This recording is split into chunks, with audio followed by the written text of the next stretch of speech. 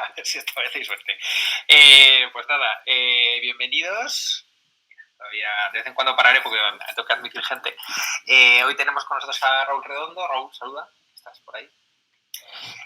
Raúl es Senior UX Product Designer en Telefónica, aunque ahora nos contará que ahora no está ni siquiera en España, o sea que creo que está full remote, pero de verdad. Y bueno, nos va a hablar un poquito de realidad virtual y diseño de experiencias, un poco cómo se juntan esos dos mundos y bueno, es una pequeña introducción para que entremos en ese mundillo que bueno, ya vi que Raúl estaba trasteando con algunas cosas y tal, y me gustó, le ataqué el LinkedIn y aquí estamos. Así que nada, os voy a contar un poquito de qué va la IDF, que es un poco a qué nos dedicamos. Ahora somos, ahí veis muchos local leaders, ¿vale? Porque ahora tenemos mucha gente que ha sido padre, madre, y hemos tenido ahí algunas bajas temporales. Entonces, bueno, aquí tenéis a Julieta, que sí que estaba en directo con nosotros, a Bea, que nos está ayudando con los grupos de trabajo y de la IDF, que tenemos unos grupillos que trabajan en remoto, grupos de 6-8 personas, con un objetivo de estos del milenio, y estamos creando pues, todo un workflow de trabajo de diseño para intentar que, bueno, que la gente que está pues, buscando hacer portfolio o está buscando trabajo o quiere un poco cambiarse al mundo del UX o ya ha estudiado algo pero no lo ha visto en un entorno más realista, pues hacer una simulación de la realidad con un proyecto completo end-to-end. Está funcionando muy bien. Tenemos 5 grupos en paralelo y bueno, también Julieta es una de las product owners que está haciéndolo. Carla López, que hace poquito que ha venido con nosotros. Y bueno, pues tenemos a Elena, a Javi, a Félix, que Elena y Javi son los que son padres, y Félix, que está ensayando para una obra de teatro, pues una amiga de hoy. Tenemos también a Inma, a Julieta y a Daniela. Y bueno, yo que hago ahora labores también de local líder en Madrid, pero en realidad, bueno, soy country manager de Interacción Design Foundation en España, que bueno, para los que no nos conozcáis, somos una fundación sin ánimo de lucro. Esto es un grupo local, hay casi 500 grupos locales alrededor del mundo, y bueno, la IDF soporta una plataforma de formación casi gratuita, una membresía anual, y bueno, pues mucha gente que pues, no tiene acceso a otro tipo de cursos más caros, o de másteres, o de formación universitaria en todo el mundo, pues puede acceder a los cursos de Interactive Design Foundation y podéis vernos en internet, estamos muy activos en LinkedIn y en Twitter un poquito menos, y podéis vernos también en la página web de la IDF. Así que nada, nosotros no cobramos nada por hacer esto, de todos los meetups de forma gratuita, nuestros ponentes tampoco. Cuando lo hacíamos mundo físico les invitábamos a algo, pero ahora ya ni eso. Así que Raúl, cuando pases por Madrid ya te invitaremos a un café o algo. Y nada, sin más dilación voy a dejar de compartir para que Raúl se presente y nos vaya contando su experiencia. Así que nada, Raúl, estás eso, desmuteate y todo tuyo. Voy a darle a compartir.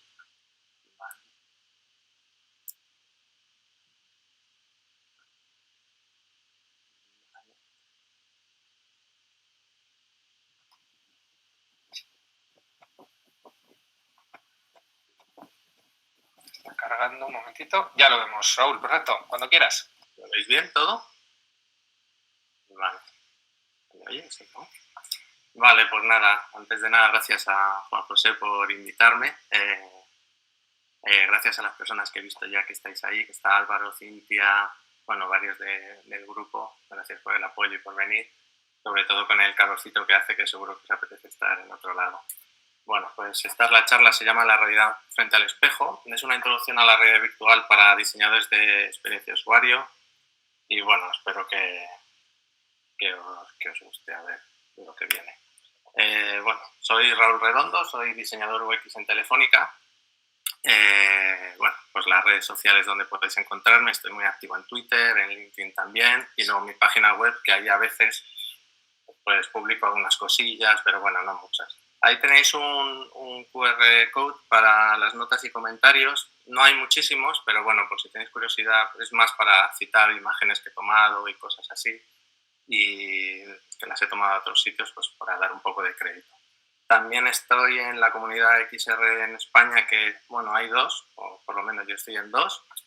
Una es Crea XR, que es de antiguos alumnos del curso que hicimos de realidad virtual, hace ya algunos años, de la primera jornada, hace ya como 3 años. Y bueno, pues también está Inmersiva, que es Inmersiva XR, que es una asociación sin ánimo de lucro, que lo que busca es como pues fomentar las realidades inmersivas, apoyarla, crear grupos y todo eso. O sea, CreaXR están los dos en Discord, pero inmersiva te tienen que dar, bueno, creo que te tienen que dar acceso los dos, pero inmersiva pues te tienes que hacer socio. Hay socio fan, socio profesional. Bueno, ¿por qué me interesa la VR? Esto ya... Bueno, yo llevo muchos años estudiando meditación y yoga y cosas así, entonces a mí la realidad virtual pues como me despertó esa parte, ¿no? De decir, hostia, es como algo que te ayuda a ver la realidad de otra forma, ¿no? Que te mete en otra realidad y que te ayuda como a observarla, ¿no? Es como el concepto este de ilusión dentro de una ilusión, pues es una cosa que me despertó mucho, ¿no? Entonces, en India, por ejemplo, el concepto de ilusión, de espejo, de teatro, de juego se trabaja mucho, bueno, hay muchas teorías al respecto, pero bueno, está el concepto de Maya, el de la realidad que ignoras, entonces enseguida me llamó la atención también por otros motivos que os voy a explicar ahora mismo.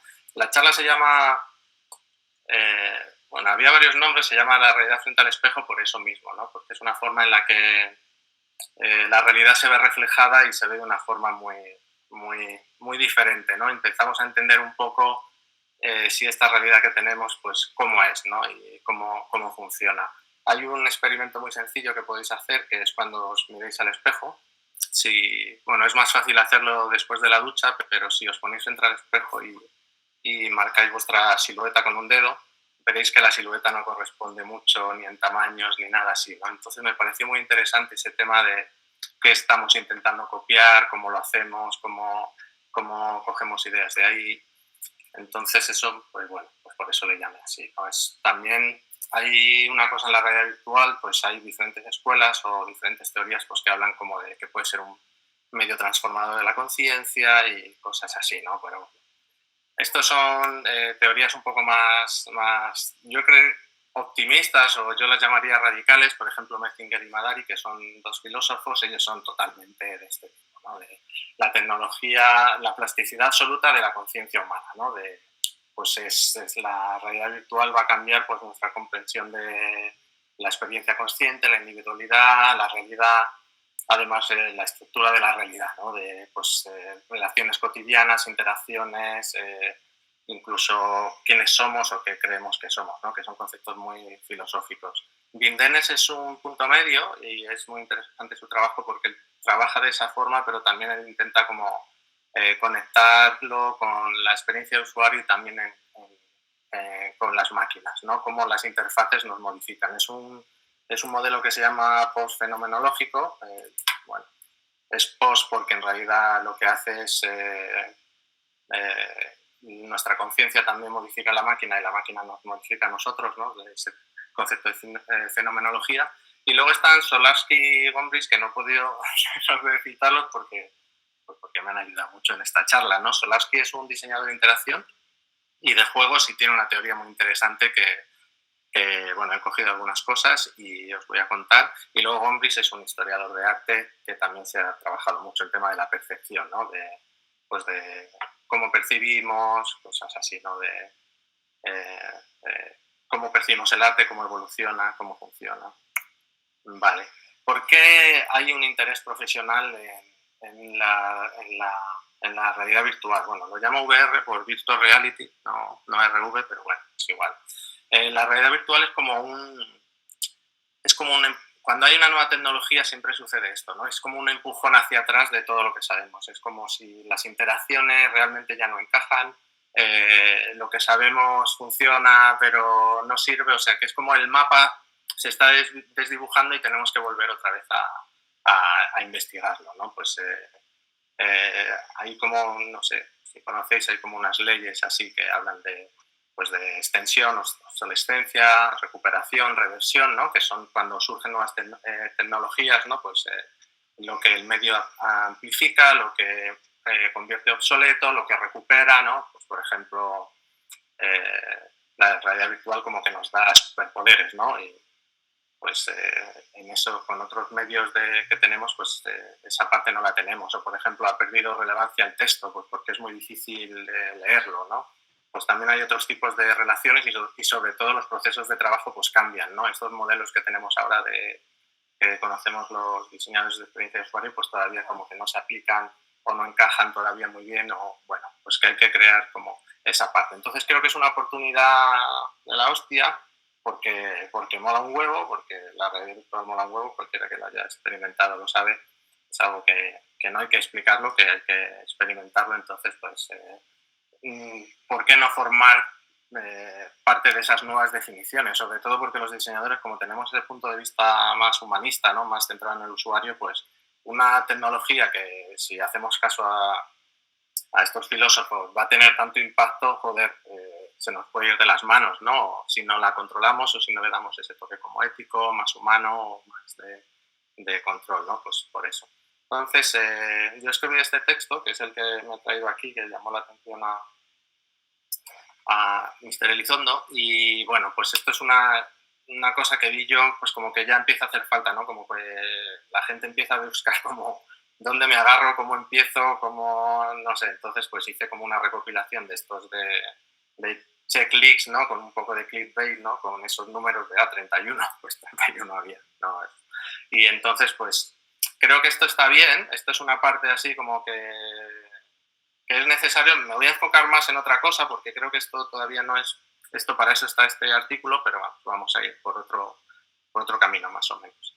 A ver, también la realidad virtual nos necesita, ¿no? Este es bueno, no sé si veis el vídeo, pero esto es un usuario de realidad virtual hace unos años, ¿no? Que pues como que dejaba pasar cualquier cosa, porque como estamos deseosos de tantas experiencias, pues como que no mirábamos, era de dame todo lo que entre, no controlamos. Pero ahora los usuarios y las empresas han madurado, ¿no? Ya no vale cualquier cosa. Ya hay como unas referencias, ya se han hecho muchas demos, muchas pruebas, la tecnología ha mejorado muchísimo, muchísimo, sobre todo desde las últimas Oculus, y entonces, pues, bueno, relacionado con el artículo anterior, pues los rechazos de las stores donde subes las aplicaciones, pues la mayoría son, bueno, el principal es por temas relacionados con el diseño, el segundo es por cuestiones de permisos y cosas así, que no lo manejan muy bien, y bueno, y también por contenido, ¿no? Pero está todo relacionado con el diseño, ¿no? Y a veces esos temas de diseño son tan amplios que hay sitio para todos, es decir, se necesitan todos los tipos de perfiles, desde algo más de manager, tipo project manager, publicidad, visual, porque en todas las áreas hay que ajustar flecos, ¿no? Entonces, la calidad primero, ¿no? Ya los usuarios pues ya empezamos a pedir complejidad y profundidad de contenido de otras plataformas, ¿no? Nuestra referencia es el cine, nuestras referencias son los videojuegos sobre todo, y bueno, la gente ya empieza a pedir, ¿no? De, bueno, pues esto está bien, el efecto wow está bien y ya está, ¿no? Pero quiero algo más, ¿no? Luego también se necesita como más atractivo, ¿no? A lo mejor decir, joder, el diseño no es esto, pues bueno, pues sí, también es atractivo visual y hay que estar orgullosos de hacer las cosas bonitas porque están guays. No es tan fácil como parece hacer las cosas bonitas. Entonces, tiene que entrar por los ojos. Esto luego habrá un poco de debate. Y luego, pues bueno, pues la UX es la herramienta imprescindible para dar una experiencia de calidad, ¿no? Pues para que se ajusten a las necesidades de los usuarios. Luego esta es una máxima mía, y es que yo creo que esto ya llega tarde. Si lo habéis leído ahora, pues esto ya es del año pasado, de hace 2 años, pues que todo el mundo, todas las empresas y todos los profesionales, pues bienvenidas y bienvenidos, porque es que ya toca, no hace falta dejarlo todo y decir, bueno, a ver qué cojones es esto, pero toca ya el tema de la realidad virtual, investigar y cómo va a impactar en los negocios, qué se está haciendo, hay que mapear esta parte, es decir, ¿qué es esto? Bueno, deciros que el mundo de la realidad virtual se le ha asignado el tema de XR, pero el XR es como una caja, como donde se mete todo, es como una variable, es decir, es donde van todas las tecnologías inmersivas, pues porque hay varias, y bueno, está la WebVR, la Mixed y bueno, la realidad virtual, entonces pues se queda ahí como variable y ya está. ¿Cuál es el horizonte de la realidad virtual, o como una referencia así como súper guay de la que tenemos y un poco de ciencia ficción, que ya veremos? Pues es esta, ¿no? Esta es una película de siento que está muy alto. Así, como veis,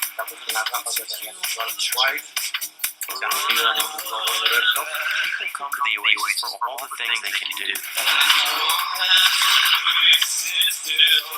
But they stay because of all the things they can be. Can you feel them? Feeling a place that feels like I mean anything. Tampoco hace falta verlo. Es una película que está basada en un libro y bueno, pues si os fijáis, pues la tecnología es muy similar ahora. Unas gafas y más ligeras, quizá un poco más fashion, pero llevan guantes, llevan trajes, es como muy de ahora, ¿no? Como que nos resulta muy familiar, aunque luego el software ese pues sea ultra avanzado, ¿no? Entonces, bueno, en la película en este speech dice que vine por todas las cosas que quería hacer, pero nos quedamos o me quedé por todos los que podría ser, ¿no? Pues esto es un poco el esto. ¿Qué tenemos ahora? Pues por ahora tenemos esto, ¿no? Que se está creando este metaverso, ¿no? Que esto todavía no ha salido, es Facebook Horizon. Entonces, bueno, están aquí estos mundillos que vamos creando con unos avatares sin piernas, como muy simétricos, ¿no? Y bueno, es una experiencia social cojonuda con ellos y que, vamos, que aunque no me parezca, esto está genial. Bueno, comparado con la anterior diré, vaya mierda, ¿no? No, todo lo contrario. Yo creo que esto, hay una parte que es lo que vamos a hablar ahora y en lo que voy a desarrollar más en la charla de, joder, parece como un bajón. No, todo lo contrario. Si está bien hecho esto, vamos hacia una cosa muy, muy interesante. Bueno, habéis visto que es como sobre todo social, ¿no? De hacer cosas, es persistente, es como un mundo donde estoy, ¿no? Es que surge el concepto este de digital twin, ¿no? El metaverso es ese mundo paralelo donde estoy yo y donde me relaciono con otras personas. Entonces, en cuanto me relaciono con otras personas, ya surgen los problemas, ¿no? Entonces, pues ya necesito una identidad de quién soy, cómo quiero ser y cómo me representa ese mundo, ¿no? Pues los avatares están también ahora es una zona de trabajo muy amplia, sobre todo por la persistencia del avatar, ¿no? De quiero mi avatar en todos los lados o quiero que la ropa de mi avatar me sirva para el avatar de las diferentes aplicaciones, ¿no? Entonces hay personalización de ropa y bueno, esto pues son marcas que esto creo que es de Zepeto o de Genius, esta es Genius, pues que está trabajando mucho con marcas de lujo, pues para crear ropas para tus avatares y bueno, esto es muy interesante porque en realidad esto es una mezcla. Los avatares pueden, no sé, yo me imagino que me compro esta chaqueta aquí en este app de Gucci y me la pueden enviar a casa también en persona y viceversa, ¿no? O que puede haber cierta relación entre esos dos mundos, ¿no? Es como, no sé, como que es bastante interesante. Y entonces, pues ahí se está empujando para que haya una economía, un cierto mundo en esa parte, ¿no? Y sobre todo la persona del yo, de quién soy yo, eso es también muy interesante, ¿no? A ver, actualmente tenemos un ecosistema yo creo que bastante interesante, bastante divertido y que no hay que esperar. Es decir, antes se esperaba que salieran más tecnología o que mejorase, pero ya tenemos eventos que se pueden compartir. Tenemos juegos con unas mecánicas de la hostia. Puedes hacer deporte, que la gente está ahí haciendo fitness, como en Supernatural. Esto que es prototipado y diseño con herramientas en realidad virtual, que es completamente alucinante, la experiencia es alucinante. Formación o más cosas industriales de diseño para casas, arquitectura, ingeniería, todo ese tipo de cosas. Y luego también la oficina en casa, ¿no? A ver, ¿qué hacer? Y luego pues la oficina en casa, que es un tema también que se está promoviendo mucho, pues el fin de ese cuadrado negro que tenemos, ¿no? Que tenemos aquí como esta ventana, ¿no? Y esa ventana ya no existe, ¿no? Ya se ha convertido pues, en un objeto 3D o su expansión es máxima o ya no hay tanta limitación. Y luego también pues esa parte. Luego para los usuarios, esto es un comentario de un usuario que estuvo 5.000 horas en realidad virtual en VRChat, que es una red social bastante interesante porque hay una libertad total y puedes estar hablando con un plátano gigante o con lo que sea. Hay cosas muy locas. Y este es su testimonio, ¿no?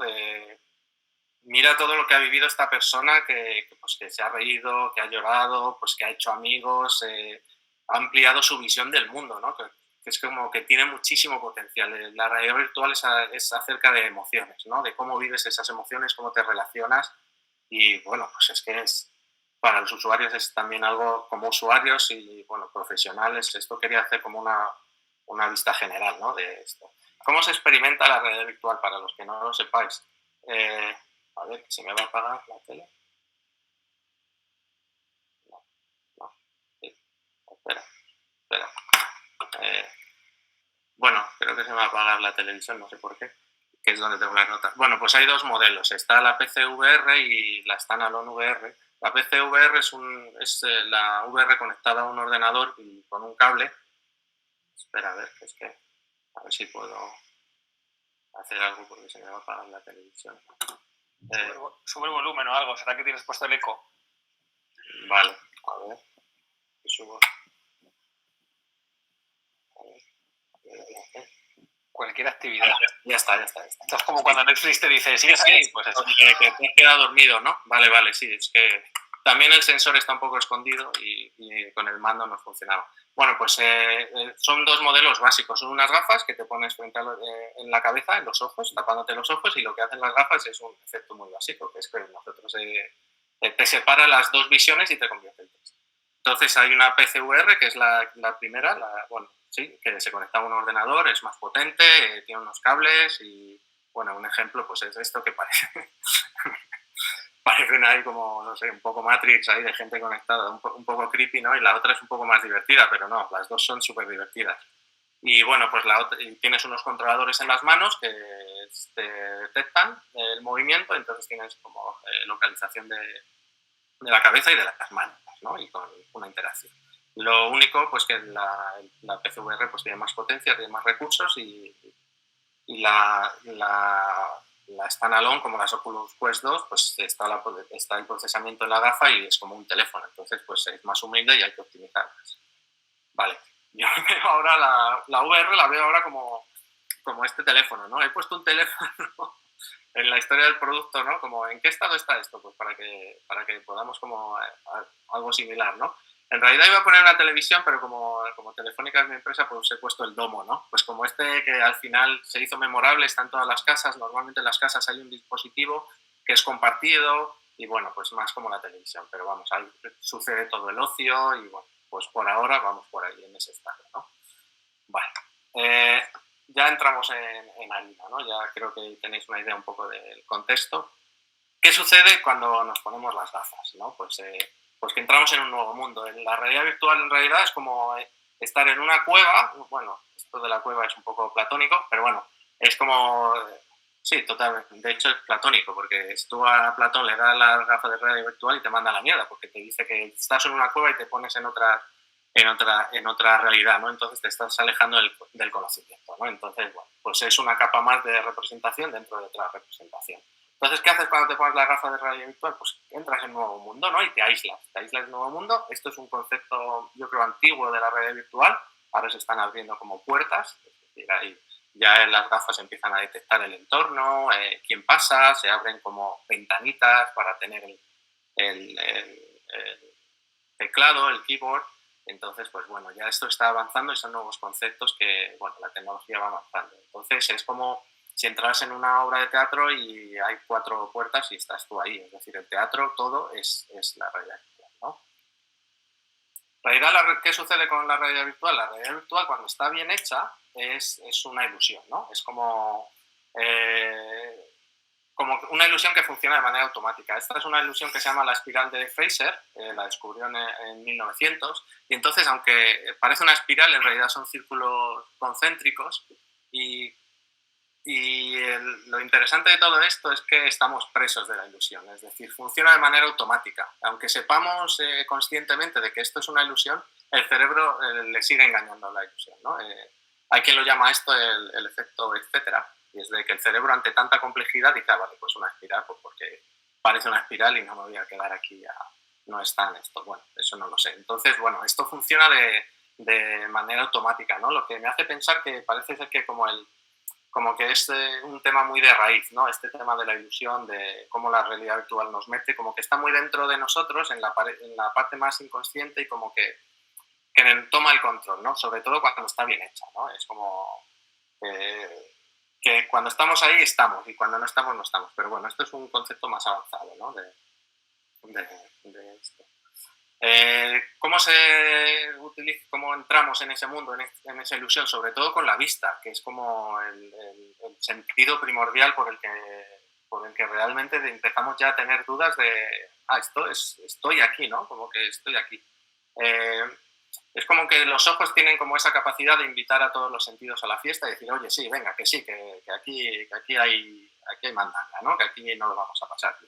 Creo que tiene que ver algo, dicen que tiene que ver algo con eso de las neuronas espejo, ¿no? Como que somos como capaces de sentir de cosas que vemos y con unas sensaciones van a otras, ¿no? Y bueno, pues en realidad pues está la vista, el oído y el tacto. Lo que más se trabaja es en la vista y el tacto, y el oído pues es uno de los grandes olvidados y uno de los grandes referentes a la hora de crear inmersión.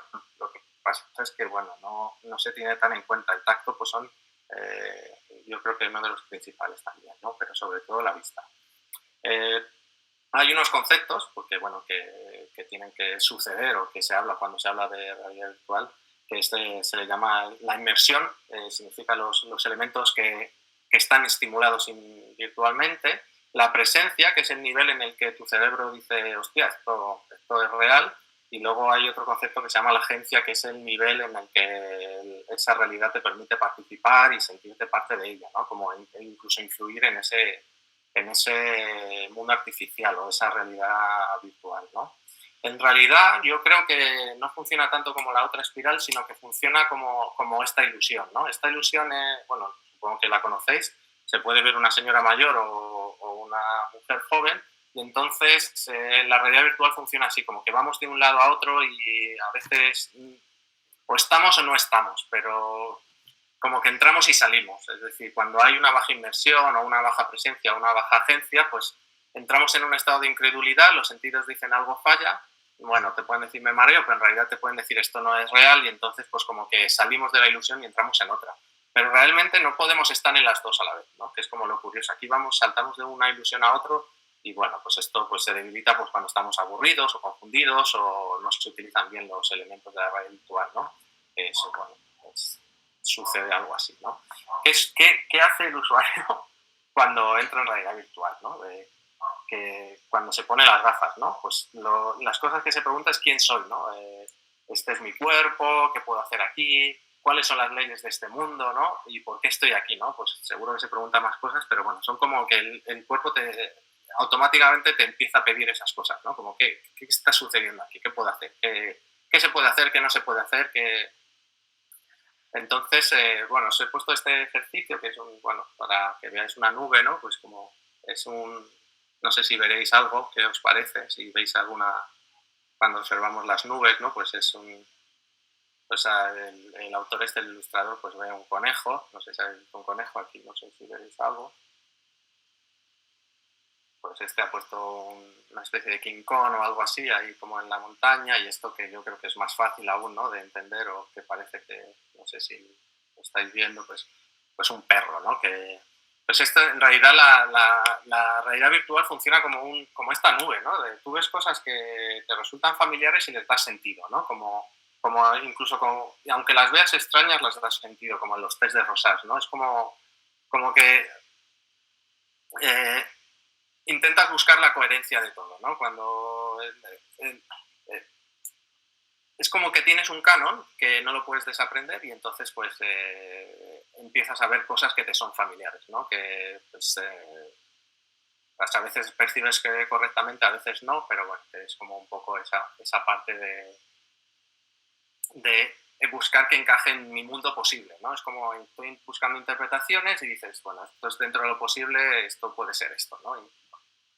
Entonces, ¿qué pasa? Pues que las personas tenemos una disposición mental para interpretar, ¿no? Entonces buscamos aspectos familiares y los bajamos a esquemas que podemos traducir y con vocabularios propios, ¿no? Pues esto se basa en proyecciones y anticipaciones, ¿no? Esto, bueno, pues si alguien sabe de filosofía, pues se habla mucho de este tema, ¿no? Por ejemplo, Kant habla de que la realidad queda restringida a la experiencia posible, es decir, vemos la experiencia que podemos ver gracias a lo que nos permite, pero eso no quiere decir que seamos la realidad, ¿no? Y que el todo no puede ser pensado porque que puede ser pensado como principio, pero no puede ser conocido, ¿no? Pues porque porque estamos limitados por nuestros propios ojos o la forma de eso, pero nuestros ojos no tienen por qué ser la puerta a la realidad, ¿no? Entonces, lo que decimos es que percibimos con estilo, es decir, cuando vemos la realidad, en realidad estamos viendo algo que ya tenemos dentro, ¿no? Que es un estilo, ¿no?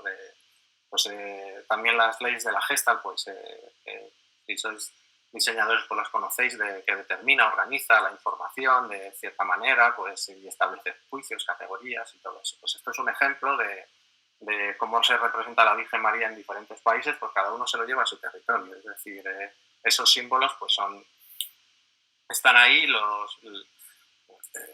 Lo que a mí me viene a decir es que en realidad toda representación es conceptual, es decir, vemos lo que somos. Entonces, pues bueno, así es verdad que hay otras funciones, en los orígenes del estilo son la función, es decir, para qué sirve este arte, la tradición, y también una parte muy importante que son las herramientas, es decir, qué me permite hacer la herramienta. Y bueno, pues son un punto de partida, ¿no? Es como, pues porque si no, no sabríamos ver lo que vemos, ¿no? Entonces, bueno, en esta parte, pues también en el arte tradicional, pues sobre todo en el egipcio, pues nadie se planteaba no hacer un arte conceptual, es decir, tengo que representar a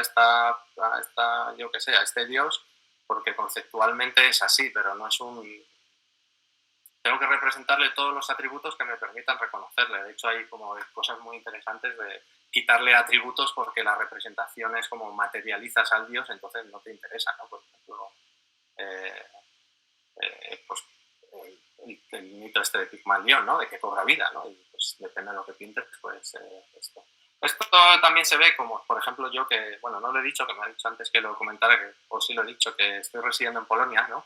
Entonces estoy aprendiendo polaco. Pues claro, al principio el polaco, yo creo que la primera fase del idioma es discernir palabras. Es decir, vale, hay como una estructura que se separa de otra, no es como un white noise de fondo. Entonces esa es la primera fase, ¿no? Entonces, pues como cuando lo oyes, no lo oyes. En realidad no sabes lo que estás oyendo, pues porque no tienes el esquema de los sonidos del polaco que, por ejemplo, de cualquier otro idioma. Entonces, así funciona. A ver.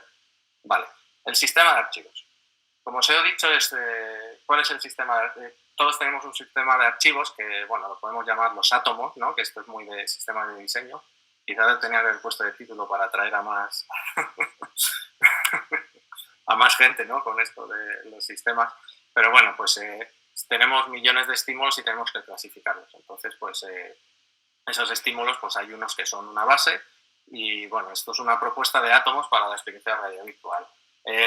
El método que voy a seguir es bueno, lo llamo metodología cubista, porque, bueno, el cubismo yo creo que está malinterpretado de alguna manera porque se dice que lo que hace es como crear otra dimensión y ver de diferentes formas, y en realidad el cubismo lo que hace es aplastar un cuadro, ¿no? Es decir, como ¡pam! Y bueno, lo que te conduce es como a caminos sin salida, ¿no? Pues lo que hace es simplificar tanto la percepción que entras por un lado y cuando quieres continuar el camino tienes que parar porque no puedes continuar. Entonces es muy interesante porque no piensas con la mente, ¿no? No estás visualizando con la mente, estás visualizando lo que intentas ver, ¿no? Entonces, bueno, pues es eso. Y luego también un poco el sentido, ¿no? La metodología del cuerpo. Esto es de Salorsky, esto es bueno, él tiene una teoría que se llama Interactive Empathy Embodiment. Entonces es un marco en el que en los que se trabajan con los elementos esenciales que construyen la experiencia, ¿no? Él es pintor, entonces es más de trazo, de línea, de forma, ¿no? A ver, ¿por qué trabajamos con formas simples? Pues que queremos ver como la raíz de los elementos que conforman la experiencia. Es decir, también las formas simples nos ayudan, por ejemplo, más fácil a entenderlas, a refutarlas e incluso a modificarlas, ¿no? Esto es como un modelo de estudio, ¿no? Es como un marco. En realidad lo que yo os vengo a presentar ahora es como un marco para estudiar la realidad virtual y entenderla y construirla desde ahí, ¿no? Entonces, bueno, pues estos elementos tienen unos elementos que son formas o sinestésicas, tienen una base más, aunque tenga influencia cultural, se intenta buscar la parte más de raíz evolutiva, ¿no? La primitiva, la que es de resultado de millones de años, de prueba y error y de supervivencia, ¿no? Y entonces se ha quedado en nuestro cerebro, se ha quedado como ahí como unas categorías que, bueno, que a veces están modificadas por cosas culturales o de contexto o por las herramientas, pero que es muy difícil cambiarlas como tal, ¿no? Entonces, la base son, aquí tenemos pues el círculo, ¿no? O la esfera, o que, bueno, pues lo que hay, bueno, pues voy a empezar con el color, que lo tengo así, pues el color, el movimiento, la forma y la luz, ¿no? Como esos tres aspectos. El círculo, pues en la columna de la izquierda pues tenemos pues como la continuidad, el movimiento, ¿no? Como más positivo, y luego pues el cuadrado, que es más de equilibrio, fuerza, que es más tranquilo, más descanso, más restringido, ¿no? Como cuando nos sentamos, y luego el triángulo, que es tensión. Esto también nos resultará familiar por el modelo este de Bauhaus, pero yo creo que la Bauhaus se llevó mucho este a su terreno, porque buscaban como el equilibrio a cualquier manera. Es como si haces una ecuación y te sale que la distancia entre la Tierra y el Sol no es, te da 0,3 y ya no te mola y no es una ecuación válida, pues porque no mola.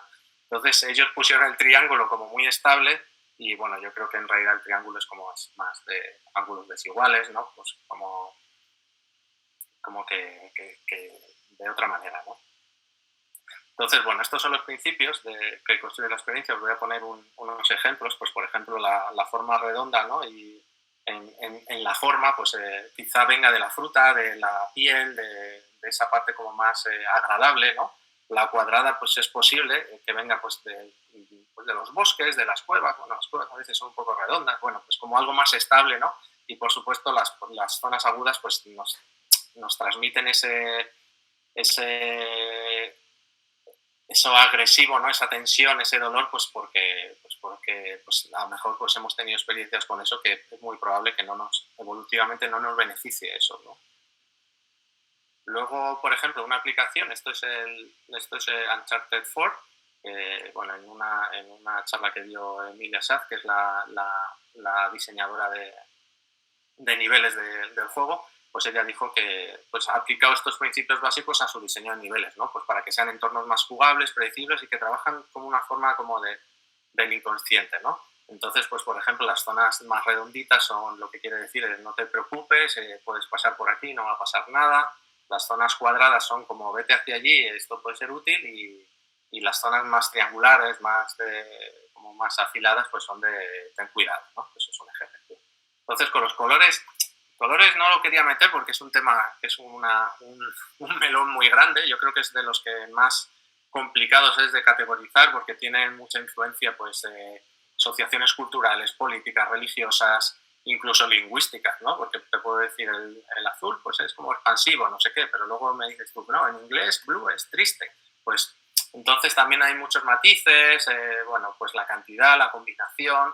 Bueno, esto yo creo que es incluso lo interesante, ¿no? De cómo esas estructuras se relacionan entre ellas, ¿no? Pues he elegido estos colores más o menos pues así, el azul, el verde de la naturaleza y el amarillo como algo más algo más triangular, ¿no? Pues con lo que tenemos asociaciones psicológicas, ¿no? Por ejemplo, para poneros un ejemplo práctico, este es un experimento de Jamie Annan, que es una científica de Suiza, y entonces ella lo que hizo es trasladar a la realidad virtual el mismo concepto de cómo percibimos el color y el sabor, ¿no? Es decir, si le cambiamos el color a algo que ya sabemos el sabor que tiene, nos confundimos. Es como si la Coca-Cola fuera azul, ¿no? Esto es muy interesante porque os cuento una anécdota de que los americanos mandaban Coca-Cola a los rusos en botellas transparentes y escondidas de vodka, ¿no? Pues porque no podían tener el capitalismo en casa, pero les gustaba la Coca-Cola. Entonces, pues es interesante, ¿no? Pues esto es un experimento conocido, pues como si te ponen el vino blanco, pero no es de color blanco, pues no te sabe a vino blanco, ¿no? Pues es como que a la hora de interpretar, pues también hacemos lo mismo, ¿no? Tenemos unas expectativas y un color y un sabor de recuerdo que asociamos, ¿no? Y entonces esto, lo interesante es que en realidad virtual se puede reproducir, es decir, sigue funcionando, ¿no? Luego también esto con la luz, también un poco los espacios, ¿no? Pues espacios así más sinuosos, de agua, más un poco expansivos, bueno. los bosques, ¿no? Más verticales, y luego, por supuesto, yo creo que lo más fácil es el de buscar similitudes es en los bosques así, ¿no? De cómo la luz nos influencia y cómo crea ambientes, cómo nos dirige la atención, cómo evoca emociones, pues bueno, pues más luz dramática, la atmósfera, y también cómo nos da profundidad, ¿no? Vemos la profundidad a través de la luz.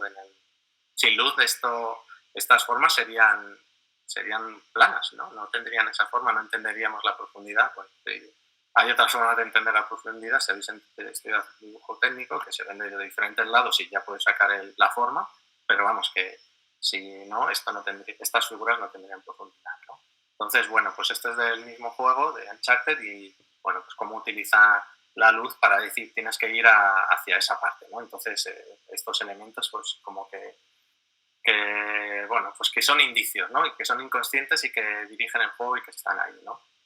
También en el movimiento, esto es una parte importante, pues cómo se mueven las cosas a mi alrededor, cómo me muevo yo, cómo me hace el entorno moverme, ¿no? Es como si, como que también nos transmiten emociones, ¿no? Como que los movimientos nos dan como unas sensaciones, unas emociones, que de eso se trata, ¿no? De decir cómo estos elementos pueden construir emociones, ¿no? Y que van a influenciar en lo que construyamos o en las experiencias, ¿no? De realidad virtual, pues si hago cosas sinuosas, si hago cosas sólidas o si hago cosas como muy, bueno, pues es como más impredecibles, pues como el vuelo de un mosquito o un trueno, ¿no?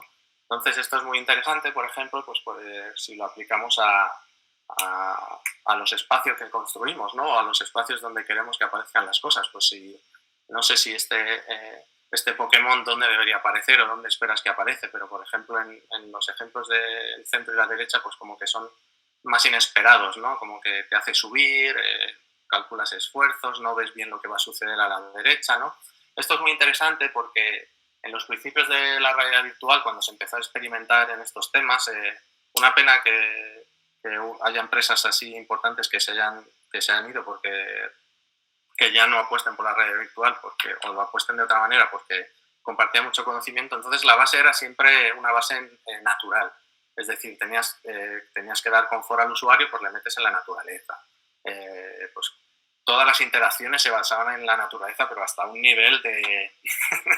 a veces como yo creo que se estiraba la metáfora mucho, pues el botón de tocar tiene que ser azul porque el agua no sé qué. Entonces cuando presiono siento, pues yo creo que se fue, pero bueno, eran momentos de experimentación y muy interesantes y bueno, pues está así. Entonces, bueno, pues ¿dónde esperas encontrar este Pokémon? ¿Cómo vas a hacer caminar a esa persona por ahí, ¿no? Pues eso todo le va a dar una información que va a definir la manera en la que siente tu experiencia, ¿no? En torno en cómo se hace algo. Entonces esto es como un lenguaje, ¿no? De signos concretos. Esto es de Kandinsky, seguro que le conocéis, son sus composiciones estas abstractas. Kandinsky es una persona muy interesante porque fue tuvo una evolución en la que fue desapareciendo la realidad, ¿no? La representación. También tiene algunos libros como La espiritualidad en el arte, que bueno, que yo creo que mejor pintar que escribir, pero bueno, que están bien porque invitaban como a ese tipo de reflexión de cómo se relacionan las cosas, como pues esos ritmos, esas sensaciones que nos da, ¿no? Lo que construimos, ¿no? Entonces, ¿qué sucede? Pues que el concepto mismo de estructura pues determina, estas estructuras que os estoy contando pues determinan la forma en la que experimentamos las cosas, ¿no? Es como nos adherimos a ellas, ¿no? Entonces, como que si todo se originase en lo que ya sabemos. Entonces, nuestras reacciones son como más... En realidad, nuestras reacciones son lo que es el mundo, ¿no? Entonces, si conocemos esas reacciones, podremos construir pues, cosas más interesantes. Pero todavía no, espera, no voy a entrar ahí. Entonces, es como si para aprender a dibujar, para poder dibujar del natural, tendremos que aprender cómo dibujar un hombre. Es decir, vete a dibujar ahí, pues no sé dibujarlo, pues me tienes que enseñar. ¿Cómo que te tengo que enseñar? Representa lo que ves, ¿no? Entonces es como muy de... Crear es muy recordar, ¿no? Es como... Es observar, bueno, pues también es un poco también como lo de aprender otro idioma, que poco a poco con el esfuerzo pues es maleable. Es decir, los archivos a lo mejor que os acabo de comentar son fijos o relativamente fijos, pero son maleables. Sus relaciones, cómo se relacionan, como hemos visto en el cuadro de Kandinsky o, por ejemplo, en el diseño propio cuando diseñáis una interfaz o cuando diseñáis, esas relaciones pues van creando significados, ¿no? ¿Y por qué son maleables? Pues porque se combinan de una manera, como hemos hecho con las nubes, de una manera que no hemos podido dejar, es decir, hemos tenido que ver más de esa nube. Cuando esa nube no nos dice nada, cuando no podemos decir es solo una nube, pues la convertimos en algo más, ¿no? Entonces, pues esto es una escultura de Picasso que él dijo, coño, pues el coche este parece la cabeza de un mono, ¿no? Pues estas relaciones que hacemos y que somos capaces, pues que construyen este tipo de creatividad, ¿no? De cómo va ante esta realidad tan... Es decir, no sé, por ejemplo, yo tengo una reflexión que cuando te dicen bueno, tienes que pintar paisajes naturales para que la gente se sienta cómoda, cuando en realidad vivimos en ciudades y lo que estamos acostumbrados es a ladrillo y no sé, en un bosque la gente se puede asustar más que otra cosa. Con una hierba vas caminando por hierba de más de medio metro y ya vas asustado, ¿no? Entonces, o te crea mucha incertidumbre porque no podemos asir esas estructuras, ¿no? Como que, entonces, bueno, pues eso, lo que quería decir, que me voy, que las estructuras son maleables. Entonces, estas estructuras maleables se ha utilizado en la realidad virtual para crear esas nuevas relaciones, ¿no? Pues para el estrés y la ansiedad, tratar fobias, pues por ejemplo, la estrés y la ansiedad, yo pues por mi interés personal pues he trabajado mucho las aplicaciones estas, las he analizado mucho, las aplicaciones de realidad virtual para meditación. Bueno, tengo una opinión, pero bueno, yo creo que para el principio están bien, entonces pues bueno, pues te meten en paisajes, te ayudan a meditar y bueno, hay diferentes conceptos. Pues fobias, porque son capaces de recrearte un mundo seguro, ¿no? En el que puedes controlar y bueno, pues y en el que sientes realmente las sensaciones son reales o casi reales, pues si tienes miedo a los bichos. Situaciones traumáticas, se ha trabajado pues con militares que les ponen en escenarios de Afganistán. Tratamientos contra el dolor, el Alzheimer y la rehabilitación física y cerebral. Yo, por ejemplo, fui voluntario ahora no por la distancia, pero fui voluntario en Polivea, que es un centro de rehabilitación cerebral para el daño cerebral, y ahí utilizamos la realidad virtual, es decir, a veces un poco para ocio, pero también lo utilizamos pues para que para que empezasen a entrenar otra vez a coger cosas, a entender el movimiento de la mano, las relaciones de los objetos, a contar, a observar las distracciones, y bueno, pues es un trabajo bastante interesante y bueno, pues la realidad virtual también sirve para eso. También la realidad virtual puede construir relaciones de empatía, ¿no? Pues esto de la Peña es una periodista que lo llama ella Immersive Journalist, y entonces pues ella hace, pues como te meten en situaciones de problemática social actual. Pues por ejemplo, la mujer es una mujer que va a abortar y entonces no sé si sabéis que en algunas clínicas abortivas pues hay gente, sobre todo católicos y pro vida, pues que las empiezan a insultar y pues imagínate el estrés, ¿no? Ya de por sí pues, que te estén molestando, ¿no? Por ejemplo, la esquizofrenia, la cárcel. Entonces, utilizando esa capacidad de despertar las neuronas de espejo, pues te ponen situaciones de ese tipo, ¿no? Hay diferentes ejercicios y bueno, que funcionan muy bien. Este es, por ejemplo, uno en el que es una línea de comida en la que, bueno, después es un sitio donde va a pedir comida y hace cola, pues mareo, no sé si diabético. Entonces esto sucedió realmente, ya lo que hizo fue reproducir. Te ponen esa situación y entiendes un poco lo que ha sucedido. Estos experimentos tienen cierta controversia, no por el experimento en sí, pues porque al final es una realidad, sino por la duración del efecto de esta empatía, ¿no? Pero bueno, esta modificación de... ¿Cuánto tiempo llevamos ya? ¿45 minutos? Esta modificación de la realidad también se hace con la disposición mental del yo, ¿no? Que es lo que a mí me interesa y por eso pues, lo que he comentado al principio, ¿no? De cómo el concepto de yo se modifica, ¿no? Entonces hay otro investigador que se llama Mel Slater, pues que utiliza la realidad virtual pues, para investigar hasta qué punto pues, las representaciones virtuales pueden hacernos, hasta cuánto nos identificamos con un cuerpo virtual, cómo podemos transferir esa identificación a otro cuerpo, incluso cómo podemos inducir actitudes, ¿no? Y entonces él lo que hace es estudiar también las posibles consecuencias. Pues en este caso es un caso que se llama Freud y bueno, lo que hace es te escanea totalmente, es decir, eso es una réplica tuya y te pone en un espejo, te hace hacer ejercicios pues para que los sentidos y el movimiento te refuercen el embodiment, el espejo ese no está ahí de casualidad, es para que recuerdes quién eres tú. Y lo que haces es contarles tus problemas a Freud como arquetipo de persona que te puede ayudar mentalmente, ¿no? a superar tus neuras. Y luego lo que hacen es invertir. Entonces tú ahora eres Freud y lo que haces es decirte a ti mismo la solución, ¿no? de lo que te pasa. Y parece ser que eso tiene mejor efecto. Mel Slater ha trabajado mucho otros temas, pues por ejemplo, transferirte al cuerpo de un niño y cómo al final acabas cogiendo sus atributos de infantil, de movimiento, ¿no? También cómo tocar instrumentos mejor o una cosa muy interesante que es bueno, también temas de racismo, ¿no? De cómo te convierte en una persona de otra raza y te ponen en un contexto y entonces tú al verte como una persona como en este caso creo que es de piel negra, pues eres menos racista, ¿no? Pues te pone uno de los experimentos y bueno,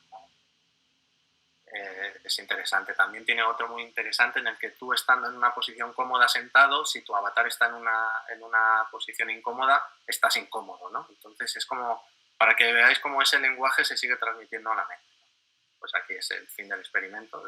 Pues bueno, veis cómo utiliza mucho el espejo. El espejo es una de las bases, ¿no? De verte. Hay muchos también ejercicios. También hace poco probé yo uno para las vacunas, por los antivacunas. Entonces ahí no me acuerdo de dónde era la universidad, pero lo que hacían era te metían en un avatar y bueno, antes te hacían una encuesta sobre tu concepto de la vacunación y el COVID y cosas así. Entonces luego te metían en un avatar y una doctora te daba una charla sobre los beneficios de vacunarse. Cuando terminabas la experiencia te hacían la misma encuesta y entonces pues miraban yo creo que lo que variaban tus respuestas después de esa charla, ¿no? De cómo esa parte puede influenciar. Vale, entonces lo que te dice Mel, o las conclusiones de Mel, que el cuerpo tiene una semántica que por sí sola influye en varios aspectos de la actividad cerebral, ¿no? Yo no diría solo el cuerpo, sino el mundo, ¿no? Entonces, ¿cómo nos influye el mundo que tenemos, ¿no? Pues esta relación entre la posición del cuerpo y las emociones, ¿no? Yo, por ejemplo, pues con el tema del yoga, pues te trabaja mucho las posturas, ¿no? Porque el yoga es bueno, no, se me ha olvidado poner aquí un muñequito que iba a poner cuando me fuera del guión, pero bueno, el yoga es un camino en el que la alquimia se hace dentro del cuerpo, no hay rituales, los rituales son con uno mismo, entonces pues son unos ejercicios, hay otras respiraciones, hay otras formas en las que tú transformas tu propia mente y tu concepto de cómo percibes el mundo. Entonces, pues Mel Slater se está dando cuenta de ello, ¿no? Entonces, con eso todo se pueden crear narrativas también, ¿no? De qué sucede cuando yo cambio el cuerpo, cómo sucede, ¿no? Entonces, el marco de la VR, ¿no? Ya os he contado un poco esto del marco, cómo funcionan, qué capacidades tiene, entonces me voy a lanzar a la piscina. Bueno, y bueno, pues hay muchas personas o muchos usuarios que te dicen o que insisten que la realidad virtual no ha conseguido crear un lenguaje propio, ¿no? Pero es complicado, ¿no? A mí cuando me dicen no ha conseguido leer, no sé, es como saltar con la capacidad que tiene la realidad virtual, quieren saltar sin ninguna referencia. Entonces aún estamos todavía intentando averiguar por qué la gente se marea o evitar que se mareen cuando se mueve, ¿no? Como ha contado antes Juan José, pues que estaba en un sitio muy divertido pero que se mareaba. Entonces es como si vas de la ilusión que os he contado antes, de la vieja a la joven, ¿no? Volvemos a la vieja, pues como al antiguo, ¿no? Entonces la gente está como de que no sé, creo que tampoco está justificado, porque lo que os he contado antes es que hay un huevo de cosas y bueno. El problema también es que nuestro aparato sensorial se estimula por cosas semejantes, entonces es un proceso que va poco a poco, ¿no? Porque si no no puede anticiparse, ¿no? Entonces cuando no puede anticiparse, cuando no sabe lo que va a suceder, pues por ejemplo hay una cosa que dicen que por qué el locomotion el del salto funciona, y es porque al cerebro no le da ni tiempo a ver qué ha pasado, ¿no? De decir, pues bueno, es magia, pero no me ha dado tiempo, esto no sé lo que es y no puedo hacerlo en el mundo real, y entonces, pues vale, funciona, no te mareas, ¿no? Entonces, ahí también se crea un lenguaje que es el lenguaje de la realidad virtual y que significa algo y que nos está diciendo algo, ¿no? Y que tiene como el sentido, como la emoción de nuestras experiencias, porque las construimos así. Entonces, cuando a mí la gente me dice que la realidad virtual no tiene un lenguaje propio, pues digo, pues, no sé, a mí me recuerda el libro este del secreto este de los tres cuerpos, del Chin no sé qué, que es un libro fascinante, y pues hay una sociedad así como extraterrestre que tiene 3 soles, sí, creo que son 3 soles, y bueno, es como una cosa científica, pues que no, es impredecible lo que les va a suceder y no son capaces de establecer un sistema, entonces no pueden sobrevivir o les cuesta muchísimo, tienen que empezar desde cero, pues porque el día siguiente salen 3 soles y te quemas, o hace un frío de pelotas, es decir, no hay... Hombre, es que tiene sentido. Si miramos el argumento teleológico de la humanidad, ¿para qué sirve un ser humano?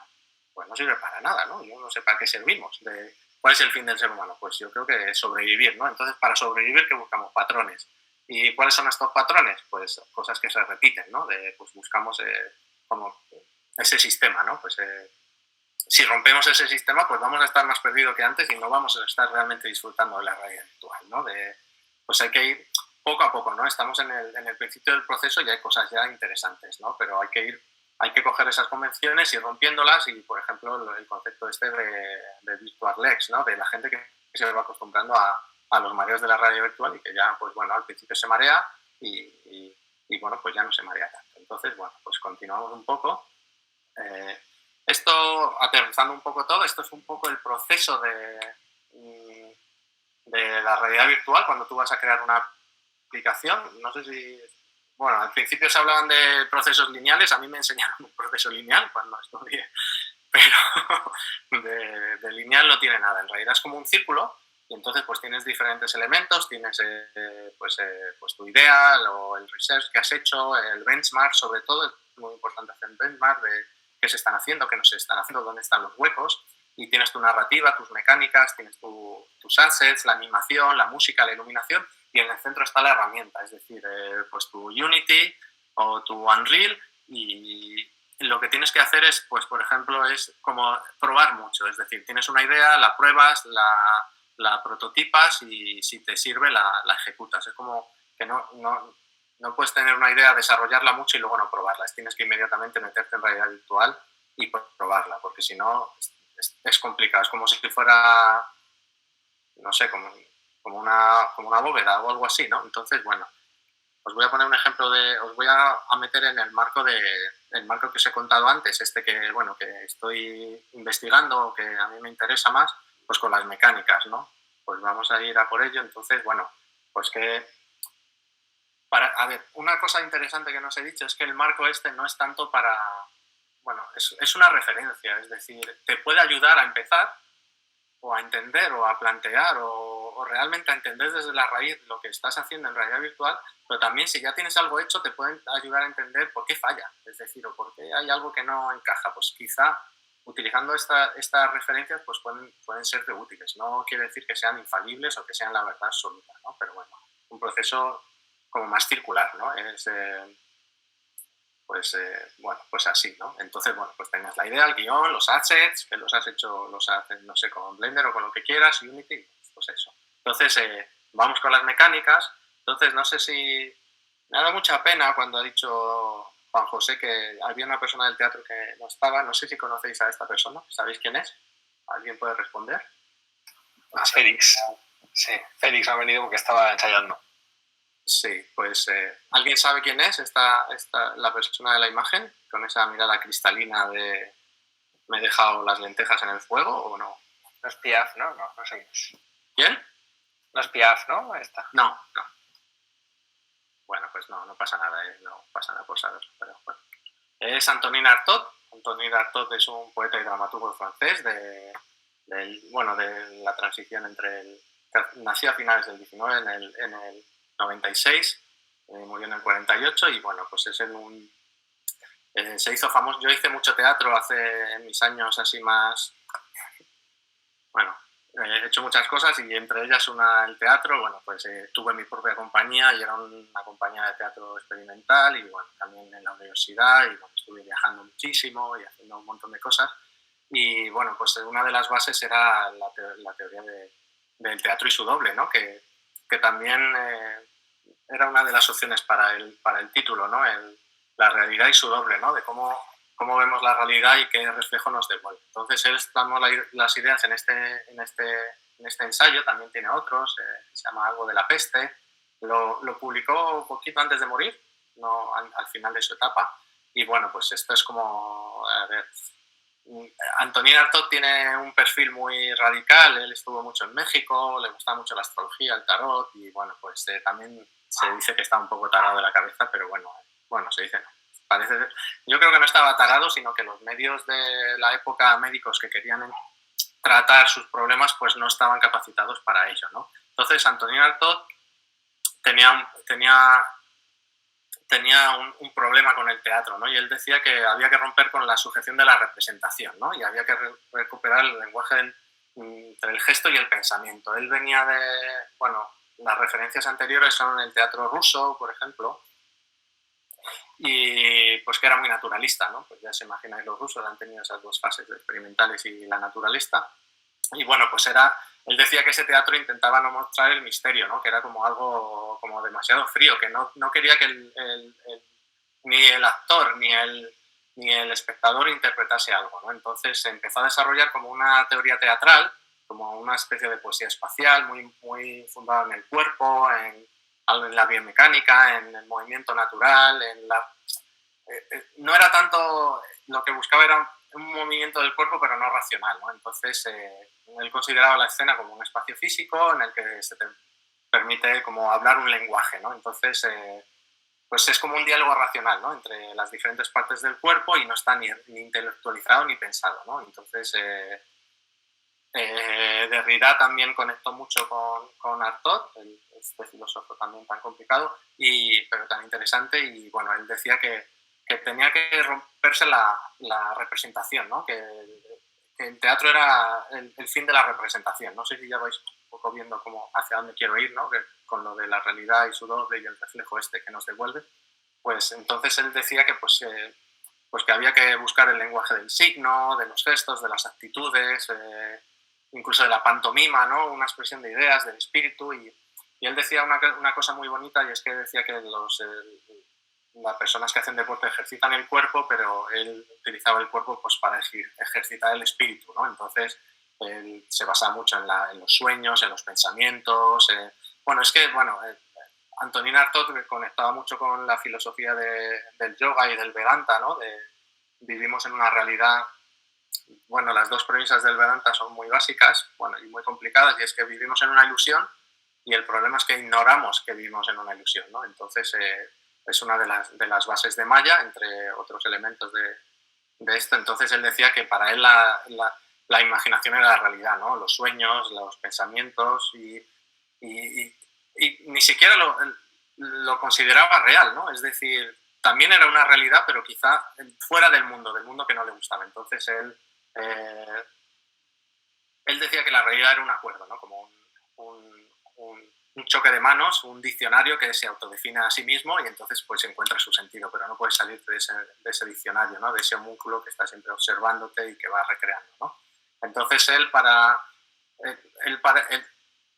dice que cuando va a una obra él no quiere ver la realidad, ¿no? Entonces, pues bueno, pues el teatro es muy interesante también porque es una de las representaciones más básicas del ser humano, ¿no? De cómo nos movemos, y bueno, pues él quería ir un poco a la raíz, ¿no? Entonces, esta parte de las experiencias de realidad virtual que te dicen estate sentado, que la gente se marea, no muevas mucho a la gente, ¿no? Y bueno, pues son pasivos o no sé qué. Pues, no, bueno, ahora lo veréis, mi propuesta. Entonces, es lo que, incluso las experiencias de meditación en realidad virtual también siguen ese modelo de sentarte, que es más, yo creo que es anticuado, ¿no? Y que está bien, pero que es anticuado. Pero bueno, vamos a continuar.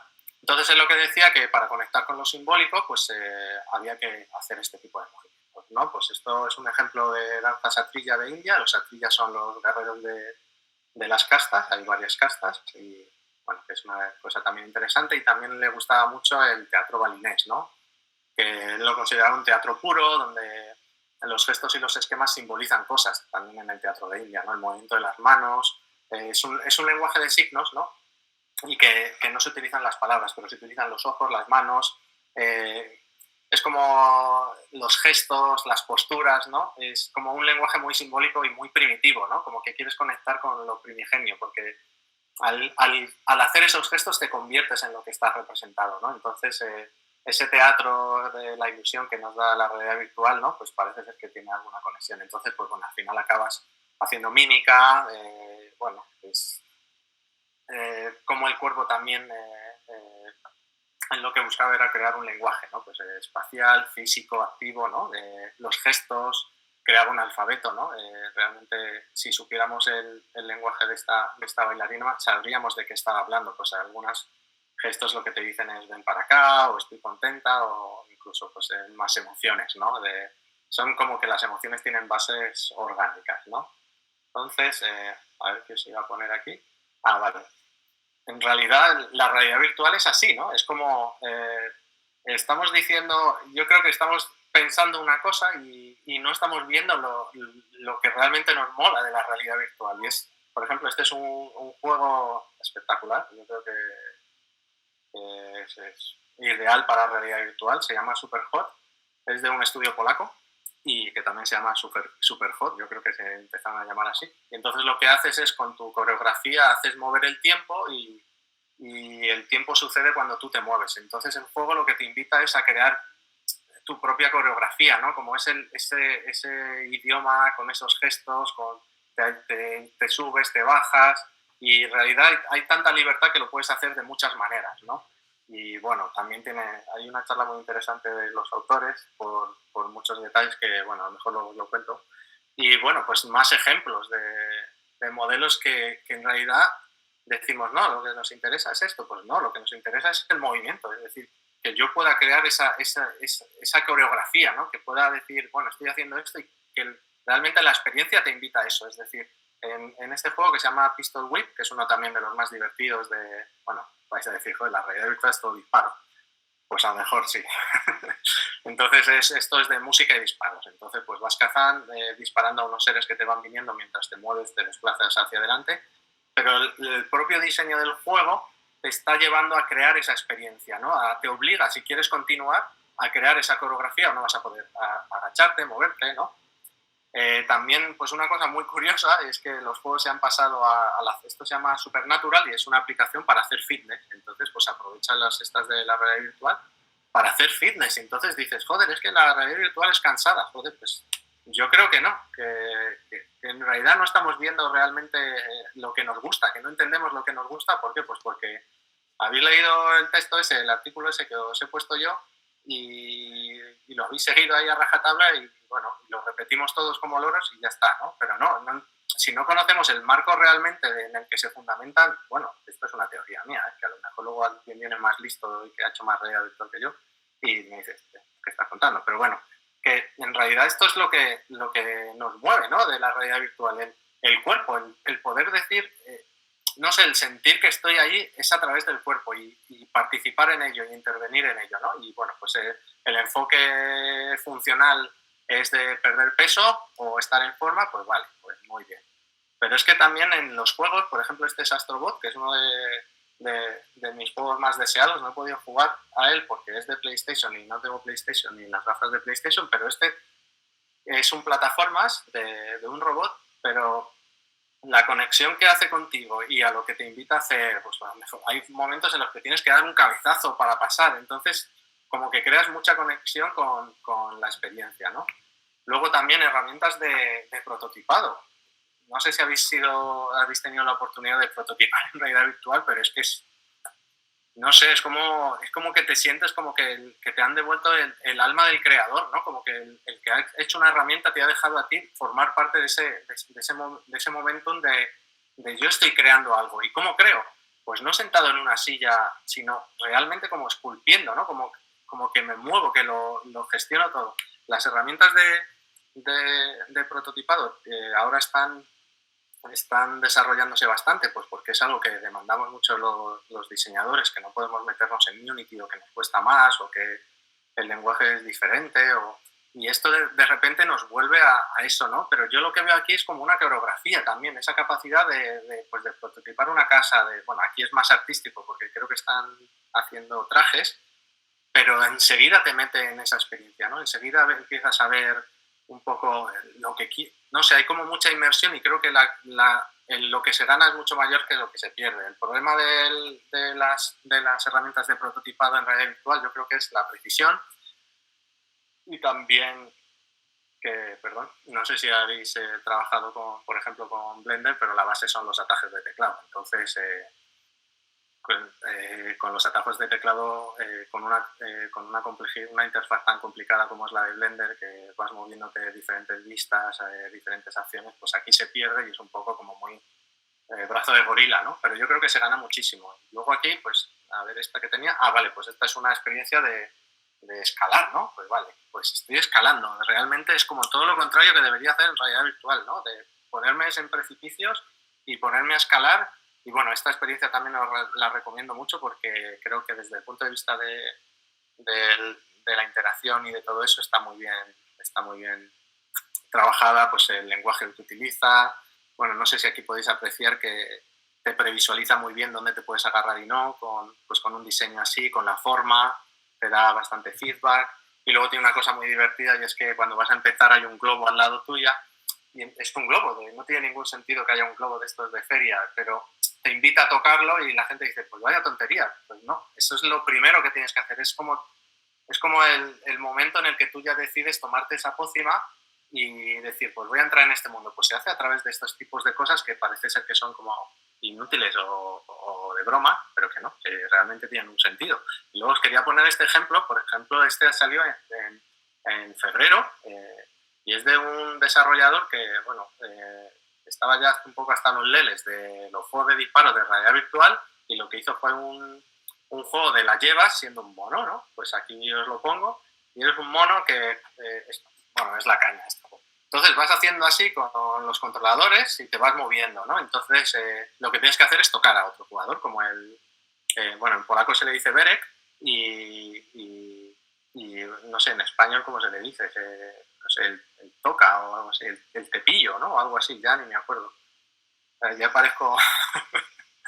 Y bueno, pues esto es muy divertido porque contradice todo lo que aparentemente no tiene que ser una experiencia de realidad virtual, ¿no? Pues por ejemplo, el movimiento es loquísimo, es cansado, tiene unos gráficos bastante feos, ¿no? Porque la verdad es que dejan bastante que desear. No tiene ni agarres ni nada, simplemente tú con tocar ya es como si hubieras pegado como el brinco, ¿no? Es como, no sé, y volvemos a lo que decía Artaud, ¿no? A Artaud, que es como te vuelves a sentir ese animal que corre, que juega y esa forma en la que realmente sientes que es perseguido la vives, ¿no? Que huyes. Y entonces esas son las partes en las que a mí me gustaría que os centraseis cuando diseñaseis para realidad virtual, porque por ejemplo este es un juego, he estado mirando las estadísticas de Steam y la media de juego son 43 minutos, o sea que es muchísimo. Hay gente que está 1 hora y media jugando a moverse así y a tocar y a infectar a los demás, ¿no? Bueno, pues esto es como un poco el... Entonces, estos temas, a ver, yo creo también que la realidad virtual tiene una parte también de accesibilidad, ¿no? Pues dices, joder, Raúl, es que no todo el mundo se puede mover así, no sé qué. Pues es cierto, hay que dar posibilidades, pero es que la realidad virtual ha experimentado tanto en tecnología de cómo movernos, que es que te puedes mover hasta con las orejas. Es que he visto movimiento dentro de la realidad virtual haciendo así con la cabeza, subiendo y bajando. Entonces, yo creo que la accesibilidad es más un reto de querer ponerla o de pensar en los usuarios y en incluirlos. Es decir, estoy pensando en la gente que no puede moverse a la hora de hacer este mono. A lo mejor el usuario puede ir haciendo así con el cuello y luego pues estamos también pues con esta dinámica, ¿no?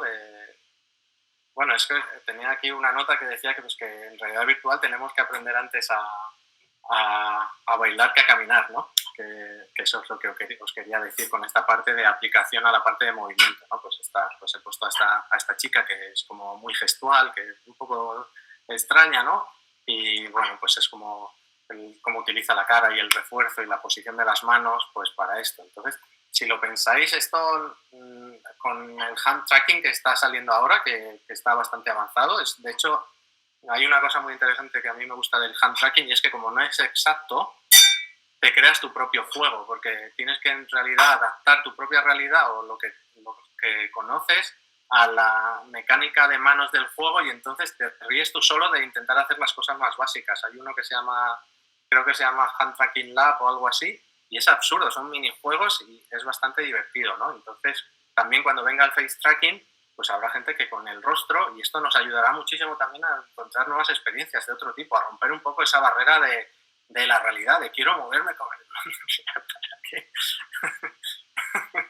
Entonces, bueno, si os parece esto muy extraño, pues os he hecho aquí un collage, ¿no? Que esto, si hacéis un poco de AR, pues conoceréis a este señor, pues que en Spark AR es el programa de Facebook para crear filtros de realidad aumentada, pues hay unos gestos, ¿no? Entonces puedes programar que sucedan cosas en base a unos gestos. Pues en realidad no estamos tan lejos de esto que nos comentaba Arturo o de esta baile primitivo, ¿no? Pues por ejemplo ¿no? Como, vaya, pues no, en realidad no es, en realidad lo estamos haciendo pero no lo sabemos y bueno, pues yo lo que quería invitar es que hicierais consciente esa parte, ¿no? Bueno, entonces volvamos otra vez, todavía tenemos un poco de tiempo, ya queda poco, me queda poquito. Lo voy a aplicar al siguiente punto que voy a tratar es el de la estética, ¿no? El de crear los assets, cómo se ve la realidad virtual. Aquí entramos en cosas muy interesantes como es el performance y la influencia del dispositivo, ¿no? Que esto es un tema súper interesante de cómo las herramientas configuran lo que podemos y lo que no podemos hacer, ¿no? De hecho, es un debate muy interesante pues, yo creo que de la historia del arte y de todo y de la interacción y es una de las ramas que a mí personalmente como diseñador me interesa más, ¿no? De cómo las herramientas nos llevan nos modificamos mutuamente, ¿no? Como esa parte de cómo nos van construyendo, ¿no? Pues por qué los griegos tardaron tanto tiempo en ser lo que eran, ¿no? En ser lo que llegaron a ser, ¿no? De qué cambió. ¿Aprendieron a hacerlo? ¿Cambió alguna herramienta? ¿Cambió la funcionalidad de por qué ya dejamos de copiar a Oriente Medio? ¿Por qué, no sé, ese tipo de cosas, ¿no? O también en la escritura se ve muchísimo. En la escritura medieval, el tipo de escritura, si habéis hecho caligrafía, pues estaba regido por la maldita pluma de oca, que tenía un corte, que era flexible y que se cogía con la mano derecha, que era más cómoda, y ahí hasta que alguien dijo, pero cambiemos de instrumento, y entonces ya empezamos a tener la caligrafía, pues que empezó a trabajarse desde ahora, ¿no? Entonces, bueno, me he perdido un poquillo, pero vamos, nos centramos en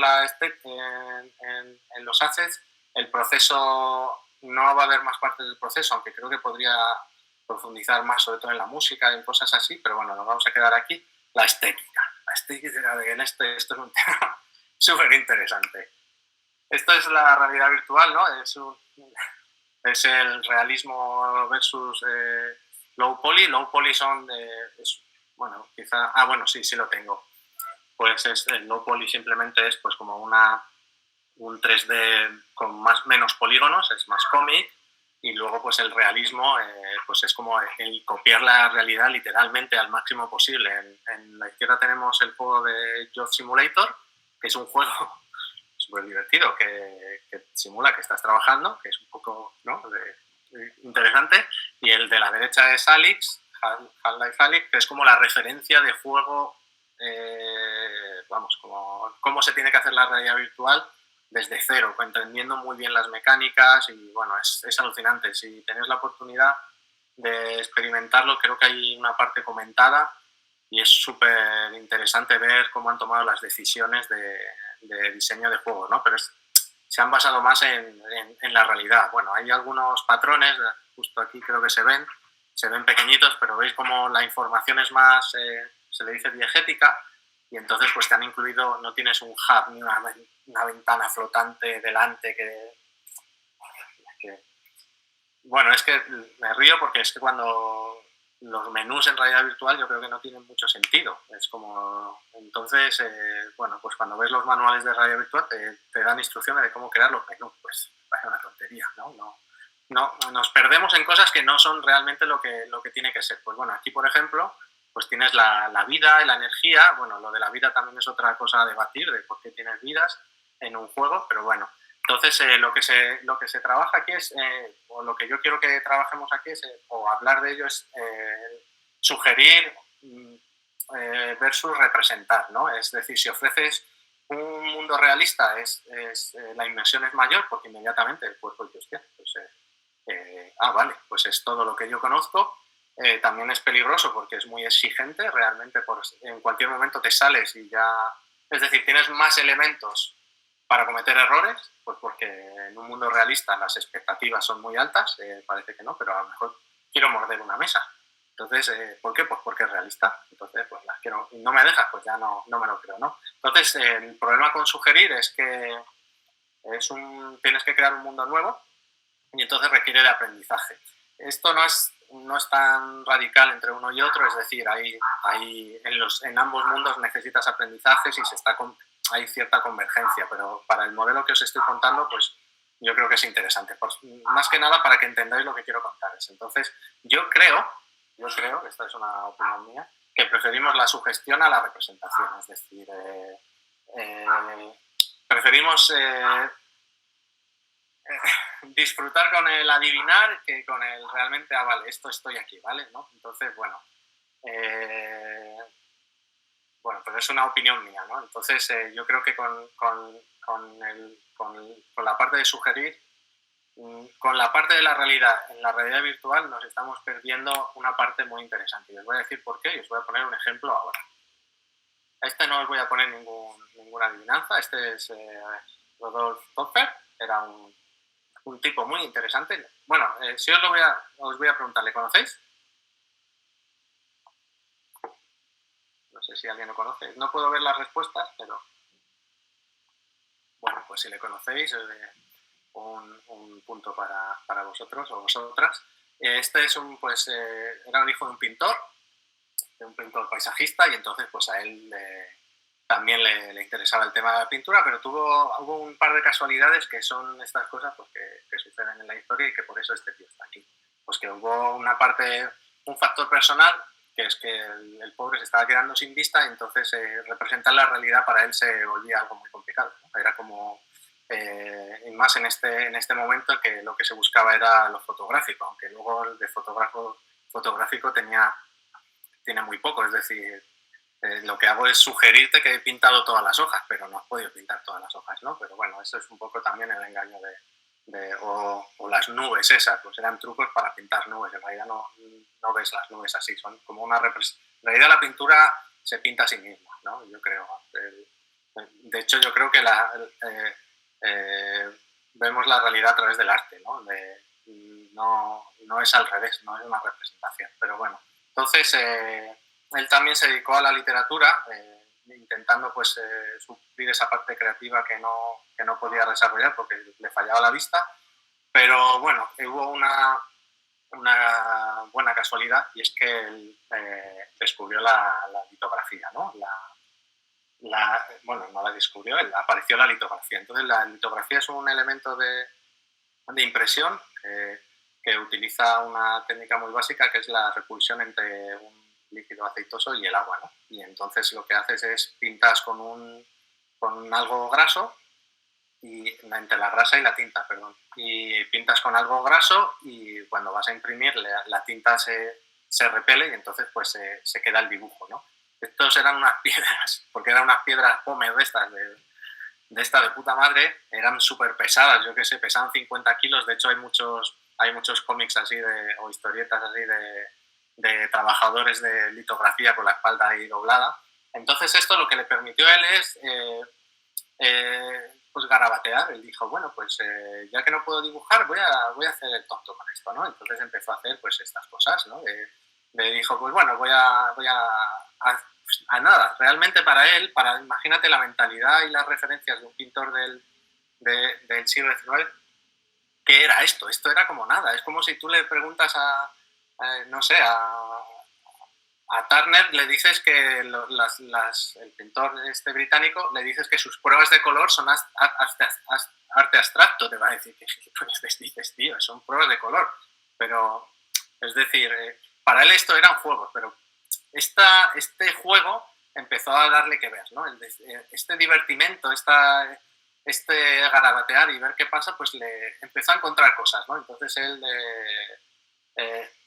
se dio cuenta, ¿no? de que existen como unos rasgos y unas expresiones que son permanentes y que son esenciales a la representación, ¿no? Entonces él pues empezó a representar caras o barbillas o narices o gente con la misma frente y a ver qué sucedía, qué expresaban, ¿no? Entonces se dio cuenta de que la expresión humana pues necesita simplemente que un narrador lo que necesita es un conocimiento de la fisionomía básica y de la expresión humana, ¿no? Entonces él lo que pudo es descubrir cuáles son los rasgos permanentes y los no permanentes, ¿no? Que eso es lo que os he hablado, ¿no? Antes, ¿no? De cuál es la raíz de la emoción. Pues él estuvo investigando y dijo, pues esto es lo que sucede. El arte no es imitación, sino es expresión, ¿no? Es como que lo que pudo hacer es liberarse de la representación de la naturaleza, ¿no? De ese estudio, de esas técnicas que en realidad no son representación ni nada, es como un juego para como engañar a alguien que te está engañando, ¿no? Es como algo así, lo veo yo, la pintura realista. Entonces, esto que le permitió, pues le convirtieron en el padre de la historieta moderna, ¿no?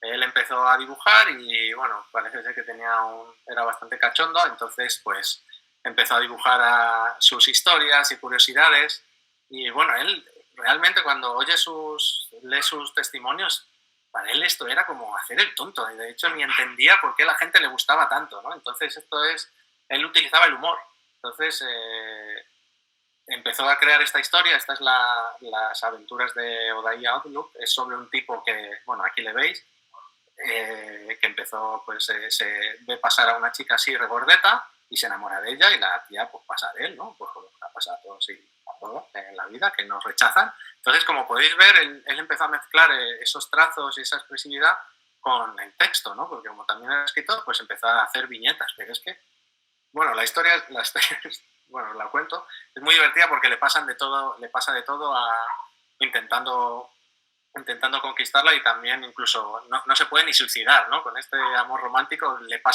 falla el hasta el suicidarse, ¿no? Entonces él vio que esto tenía mucha aceptación, ¿no? Bueno, luego hay una cosa muy divertida y es que la mujer fingía ser gorda, ¿no? Pues la mujer era el que molaba, era como lo atractivo de la época y cuando consigue conquistarla se da cuenta de que no es gorda, entonces luego la tiene que meter en una dieta. Bueno, parece como bastante divertido, ¿no?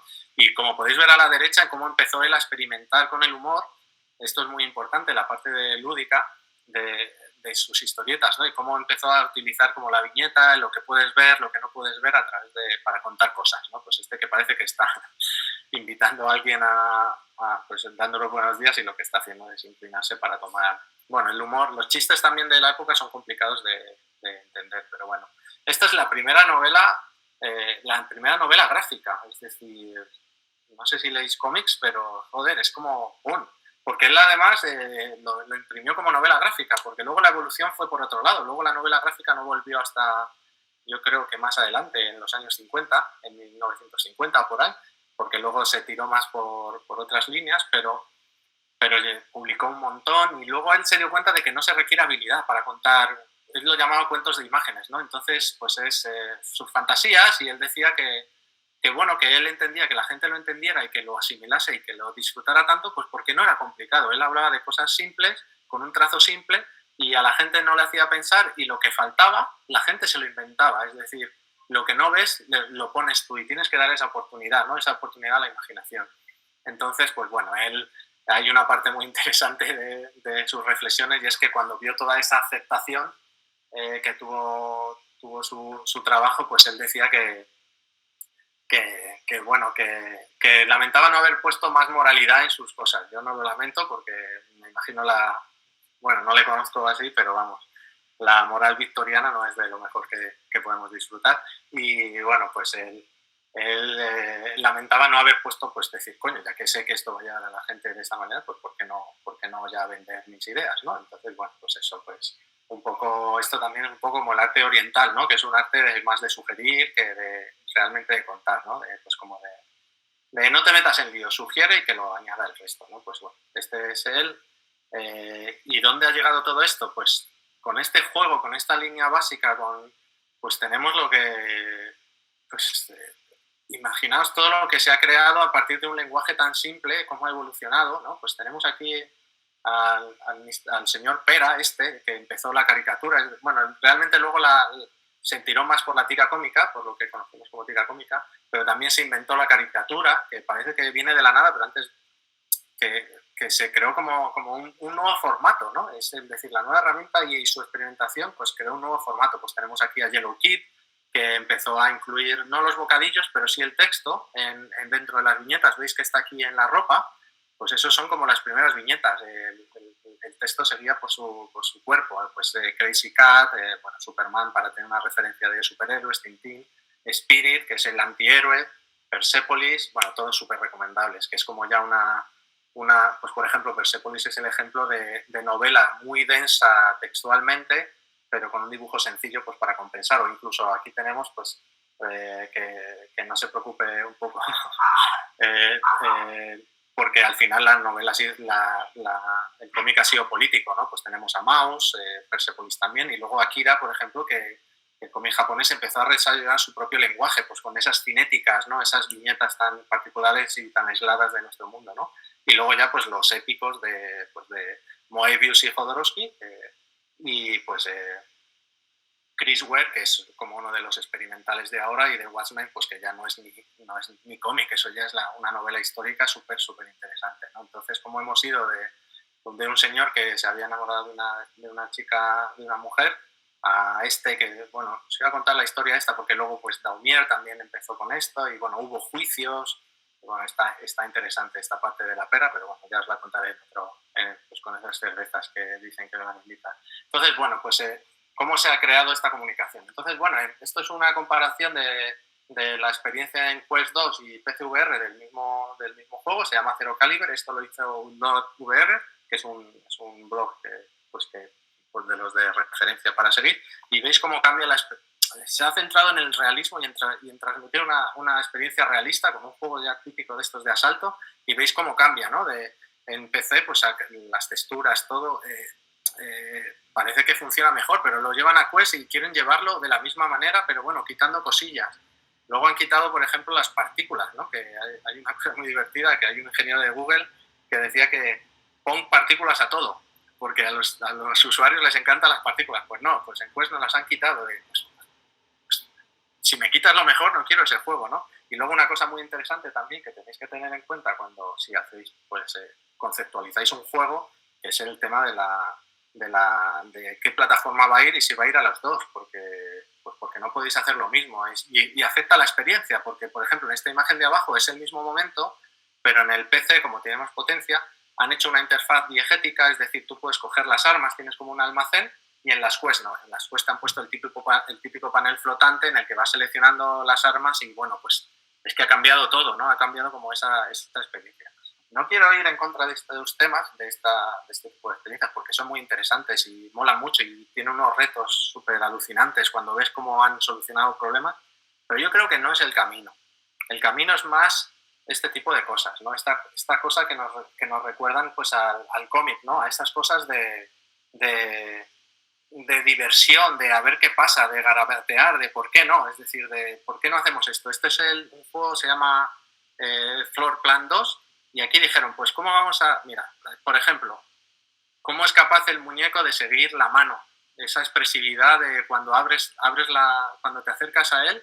Bueno, espera, es que la interacción que se quiere mostrar es otra, pero si os fijáis en el muñeco, mira cómo sigue la mano y cómo reacciona, la sigue, pestañea, la cierra, como que hay mucha más expresividad y te permite hacerlo. Pues ¿por qué? Pues porque te estás divirtiendo. Y luego no solo eso, si os fijáis, el usuario está entrando en el menú, él lleva como una mochila así que puedes estirar tipo Pokémon no, tipo, ¿cómo se llama? Doraemon, y ahí guardas tus cosas. Pero es que si estiras mucho esa mochila y te la peines en la cabeza, así como si fuera de TikTok, entras en el menú y bueno, ya tienes un menú más clásico de botones, así de contextos, que bueno, que es una de las cosas pues, que quieren.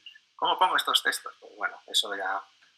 Entonces, pues bueno, otros juegos, en los juegos que intentan romper la cuarta pared, porque a ver, el problema de la realidad virtual o uno de los retos es que te aísla del entorno o el beneficio. Entonces hay juegos como este que se llama Traffic Jam, no lo vais a ver muy bien, porque también un problema que tiene la realidad virtual es que se disfruta más desde dentro que desde fuera, es decir, es muy difícil transmitir la experiencia desde fuera y por eso creo que se necesitan perfiles de todo tipo en este paso, pues gente que sea más de vender, de observar, de cómo comunicamos la realidad virtual en redes sociales, de cómo hacemos YouTubes. Entonces, yo creo que no sé qué perfil tenéis o de dónde queréis estar, pero que hace falta a todo el mundo y que bueno. Entonces, esto lo que te hace es, tú lo que haces es intentar cruzar la calle y un usuario desde fuera lo que hace es lanzarte coches, ¿no? Entonces, pues no, al revés, creo que vas a cruzar y lo que te hace es lanzar personas y cosas así. Entonces, pues te conecta con el exterior. Luego, por ejemplo, experiencias así inmersivas, perdonad por la calidad del GIF, pero es que es muy complicado, como os he dicho, pues esta es Wolf on the Walls, es una narrativa yo creo que las referencias y cómo está pintándote las manos para que interactúes con ella, haces fotografías, pasas a diferentes sitios, súper recomendable, ¿no? Está, para los que no lo hayáis probado, súper recomendable. Luego también cómo se cogen otros lenguajes pues del cómic, ¿no? Esto es un proyecto experimental, este no es un juego como tal, pero si estáis en Reddit pues lo veis, ¿no? Que la gente ahí es muy activa, pues mira cómo intenta crear una narrativa diferente. O por ejemplo este otro, donde como la forma de interactuar es diegética, es decir, no tienes un panel, sino que entras, lo pones, te pones un casco de realidad virtual en realidad virtual y vas a otras cosas, ¿no? Este es muy... creo que se llama Accountancy y también es de los que aprovechan el lenguaje de la realidad virtual muy bien. O este, por ejemplo, que es ya yo creo que un clásico que se llama el Exit Burrito y es ¿cómo se llama este juego?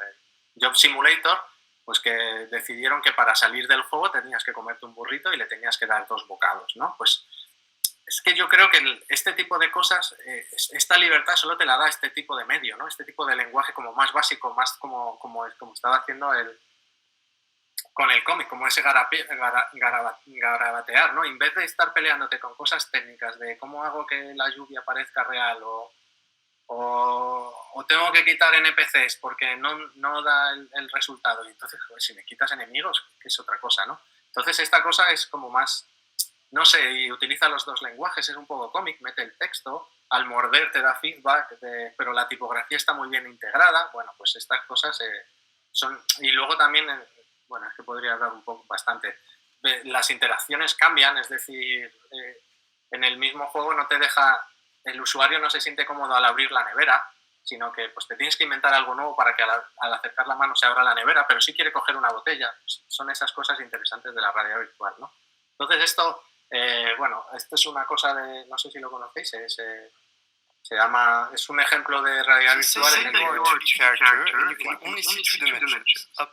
en el que explica un poco el concepto, es un concepto de matemático para explicar la cuarta dimensión. También hay un libro, creo que está basado en el libro, no estoy seguro, que se llama Flatland, Planilandia, en el que te cuenta un poco un personaje que va de una dimensión a la segunda y de ahí a la tercera, ¿no? Entonces, ¿veis? No sé si veis pues que el muñeco de la segunda de las 2 dimensiones pues no entendía muy bien por qué esa bola como que no toca el suelo, ¿no? ¿Por qué sube o baja, ¿no? Entonces es como... Esto es uno de los grandes saltos que yo creo que tiene que dar la realidad virtual, ¿no? De hacia dónde tiene que ir, ¿no? Pues parece ser que no entiendes de por qué ese círculo está ahí, ¿no? Lo voy a dejar un poco, una hora y media. Ya terminamos, no queda mucho, ¿eh? Y bueno, pues es que, a ver si se ve un poco el ejemplo cuando empiezan a votar. Pues esto es una forma de intentar explicar la cuarta dimensión a través de planos. Es decir, a través de, pues bajando de nivel, haces un salto del 2 y en la 3, que los humanos lo comprendemos, y así puedes comprender un poco la cuarta dimensión, pero es un modelo, no tiene por qué ser el que hay, ¿no? Entonces, este tipo de cosas que son tan radicales y que todavía pues cuestan un poco vivirlas, porque yo no me imagino en una cuarta dimensión, pues ya se está experimentando en ella. Esto es de Fisherman Tale, pues que es un juego bastante interesante, que es somos una marioneta, en realidad, somos como un pescador que tiene como una caja de muñecas como representando como unas marionetas y, bueno, pues tiene unos problemas, se despierta raro, hay una tormenta, bla, bla, bla, bla, y, bueno, tiene que encender el faro, ¿no? Y para ayudar a los marineros. Y lo que hace, pues, al manipular la marioneta se da cuenta que en realidad el techo es el techo de su realidad y es como un bucle, ¿no? Es súper interesante, ¿no? Es como va hacia el infinito, ¿no? Lo que ocurre en la maqueta pues va surgiendo y como que está entrando y saliendo en la misma realidad, ¿no? Pues este tipo es más narrativo, vas escuchando lo que te van contando, pues este tipo de cosas, ¿por qué no hacemos esto en vez de estar pegando tiros y todas esas cosas, ¿no? Y luego, este otro, por ejemplo, este es fresco, lo traigo, vamos, salió de Reddit fresquito. Pues este también no es un juego como tal, son ejercicios que están haciendo. Se llama Robot Turtle, son un estudio de Reino Unido y pues mira cómo están jugando, nos están compartiendo sus avances, ¿no? Como que la realidad se va transformando en estas cosas de, pues, haces una fotografía y la fotografía luego te deja. Esto es alucinante, esto es como que la mente te da como un salto de. Pues yo creo que este es el siguiente paso después de esa estética más de cómic que nos ayuda a encontrar mecánicas y un lenguaje de la realidad virtual y luego pues para poder intentar hacer este tipo de cosas en las que, wow, ya el cuerpo dice, coño, de la foto se ha hecho 3D, ¿no? Entonces, pues bueno, no sabía que iba a hablar tanto, bueno, perdonadme. Bueno, lo que os quería contar por último ya es el cierre. Quería que escuchaseis esto a Borges. Rigor en la ciencia. En aquel imperio, el arte de la cartografía logró tal perfección que el mapa de una sola provincia ocupaba toda una ciudad y el mapa del imperio toda una provincia.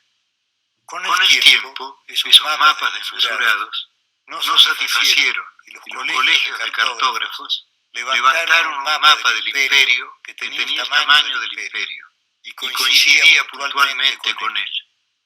Menos adictas al estudio de la cartografía, las generaciones siguientes entendieron que ese dilatado mapa era inútil y no sin impiedad lo entregaron a las inclemencias del sol y de los inviernos. En los desiertos del oeste perduran despedazadas ruinas del mapa, habitadas por animales y por mendigos. En todo el país no hay otra reliquia de las disciplinas geográficas. Borges hablándonos del problema del rigor en la ciencia. Perdona. Si puedo. Bueno, pues un poco recapitulando, ¿no? Vemos lo que sabemos, es decir, era lo que intentaba deciros, que toda representación de la realidad es algo que ya tenemos dentro. Que esto puede ir regido por el estilo, la tradición o la funcionalidad del momento, pero hay unos que están arraigados en nuestra naturaleza humana, ¿no? Y bueno, el estudio de estos elementos mínimos puede ayudarnos a entender la experiencia y las emociones que subyacen en ella, que es de lo que se trata, ¿no? De transmitir emociones, y la experimentación como base, ¿no? La prueba y el error, pues vamos encontrando nuevas relaciones que nos dan la herramienta, ¿no? No forzamos, es decir, no imitamos la realidad. ¿Para qué? Entonces, lo que digo es que puede haber saltos, es decir, de repente alguien da con una cosa interesante o coge tracking y. Un tema muy importante es el de la inclusión, creo que es imprescindible. Creo que es un lenguaje, si creamos algo nuevo tiene que ser compartido, tiene que estar todo el mundo, tenemos que tener en cuenta pues, lo que os he comentado, la realidad virtual pues, tiene muchos aspectos, tiene aspectos económicos, tiene aspectos de ergonomía, pues, por ejemplo las gafas son todavía no son muy cómodas o bueno, hay retos todavía que hay que superar y creo que hay que meter a todo el mundo, es decir, ¿qué pasaría si cómo experimenta la realidad virtual todo tipo de perfiles, ¿no? Pues desde iba a decirlo en inglés, disabilities, ¿no? Bueno, pues eso.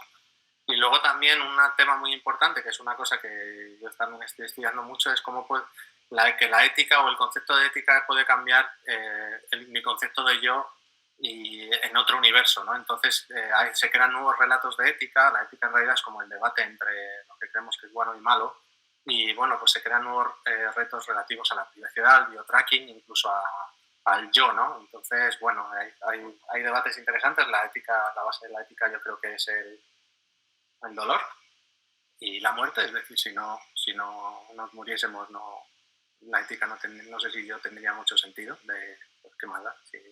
Pero bueno, eso es otra cosa. Entonces surgen nuevos retos y pues Binendes, que os he comentado antes, en el de referencias os he puesto a un artículo, pues para que veáis viendo cómo se está intentando trabajar y adelantarnos y ofrecer un marco en el que pues temas como relativos a la privacidad, el biotracking, que son más como aterrizados, pues por ejemplo con el biotracking lo que sucede es que se pueden inferir millones de datos del usuario, entonces pues realmente vamos a permitir eso, vamos a dejar que Facebook, que es uno de los estos que bueno, tiene muy mala fama al respecto, ¿no? Entonces, bueno, para eso. Luego, esto ya es el cierre. No debemos intentar hacer que la tecnología hable nuestro idioma, debemos acompañarla hasta que todos podamos entender su lenguaje. Es decir, el problema de la realidad virtual es la realidad, a mi entender, no, tampoco es tan radical, pero vamos, es lo que os quería transmitir. Y bueno, pues si hay alguna pregunta, pues yo encantado de responder. Muy bien, Raúl. Yo he flipado con todo, he cogido muchísimos apuntes y, oye, que gracias por esta madre del Señor, que conceptualmente creo que es la primera vez que he entrado en hasta dónde nos puedo llevar la virtual a un nivel muchísimo más. O sea, bueno, la estrategia aquí se queda cortísima, ¿no? Creo que hemos ido a otro sitio y muchas gracias por el viaje. Nos quedan 10 minutillos, así que preguntas en el chat o los que os animéis, como somos ya ahora 20 y pico, hemos tenido un pico ahí de 35, pues podéis coger, quitaros el micrófono y hacerle preguntas a Raúl libremente. Herramienta de prototipado para VR. Vale, hasta aquí uno más altocino. ¿Qué usas tú para prototipar, Raúl? Para prototipar en VR, pues depende de lo que quieras. Si quieres, a ver, para prototipar en VR depende. Si lo que quieres es validar ideas rápido y que se entienda, pero que no... A ver, se puede prototipar en VR desde el papel hasta incluso hay gente que lo hace con Lego o con muñecos, es decir, necesitas un escenario. Pero ahora se están creando herramientas como Gravity Sketch, por ejemplo. Hay una, creo que se llama Mixmio y otra que se llama Tebori, que lo que hacen es ya están más enfocadas a prototipado para diseñadores, ¿no? Donde puedes meter animación, donde puedes meter jugar con las escalas, crear rápidamente un poco pues la idea de lo que quieres hacer. Lo que sí os quiero decir es que las herramientas de prototipado son para validar ideas, ¿eh? No os imaginéis que le voy a dar un botón y va a estar en Unity de puta madre, ahí qué guay, ¿no? No, es simplemente para tener esa sensación de si esto funciona, si las distancias son las correctas, si siento lo que creo que se tiene que sentir, no sé si los elementos que pongo se entienden, si están muy lejos, que es un poco para validar ese tipo de ideas. Luego ya si no, yo creo que ya os podéis meter con Unity, que tiene además algunos plugins que podéis empezar desde cero muy rápido, con las mecánicas. Incluso tiene plugins pues, para construir rápidamente y que no tengáis que traer, incluso podéis traer assets de otros sitios. O sea que la herramienta así más estándar es, bueno, las que os he dicho, pero lo que más se utiliza es Unity y Unreal Engine. Y también en 3D yo creo que hay dos realidades, que es un poco la semiprofesional y la profesional, pues es un poco está Blender y bueno, también hay otras herramientas, pero Blender, que es gratuito, también podéis empezar ahí a hacer los modelos 3D. Muy bien, he colgado por ahí unos links en tiempo real, pero vamos, esto, si quieres luego, Raúl, puedes hacer otra slide, a lo mejor cuando la compartas con algunos enlaces útiles para que quiera empezar a hacer ahí el loco. Y a ver, ¿qué más cositas, chicos? Preguntas. Yo sí no tengo alguna, o sea que rápido, si no me las voy a comer yo. A ver. Fantástico, gracias. Estos han quedado un poco alucinados. Vale, yo tengo una muy rápida. ¿Crees que nos va a pasar como nos pasó con el mobile, con el responsive? ¿Que nos va a pillar el toro malamente? Con el mobile, con el responsive. Sí, que todo el mundo dijo, no, eso da igual. Ya lo haremos cuando suban las estadísticas de Analytics. Y luego llegaron con 10 años de retraso. ¿Nos va a pasar lo mismo con esto? Pues no lo sé, tío. No. A ver, yo creo que los diseñadores podemos ver el futuro, pero en realidad lo que hacemos somos un poco como Rappel, ¿no? Vemos el futuro de aquella manera, no lo sé, tío, yo soy más, no lo sé, nos puede pillar el toro. Yo creo que lo que tenéis que hacer es primero estar relajados, porque sí es verdad que cuando viene esto dirás, llego tarde, esa maldita sensación de llego tarde a todo, y luego ir poco a poco. Yo sí creo que ya se tiene que estar investigando, pues no sé, también adaptar aplicaciones a realidad virtual. Pues ¿no? Yo creo que no va a dar tanto trabajo porque hay un modelo de realidad virtual que es realmente poner pantallas que son como el commodity de la historia, ¿no? Exacto. Entonces aquí vas a poder siempre meter un Spotify, meter tu Twitter y no creo, bueno, molaría cambiar esas interacciones, ¿vale? Pero sí, hay que estar ya, nos puede pasar. Darle caña ya. Vale, dice aquí, a ver, perdón, apunté el término de agencia, hacía referencia tal vez al nivel de libertad de acción. Vale, sí, el término de agencia, que nos pregunta Tania que sí, vamos, creo que efectivamente es lo que ella dice, ¿no? Un poco esa libertad de acción y esa capacidad del usuario, ¿no? Sí, de lo que puede hacer y de cómo puede intervenir en el entorno, es decir, en el que tú es como yo modifico el entorno y cómo el entorno me afecta a mí. Dice aquí, Miguel, ¿para cuándo una charla de las funciones de un UX UI en un proyecto de XR? Bueno. Ya sabía que Miguel se iba a ir ahí un poco...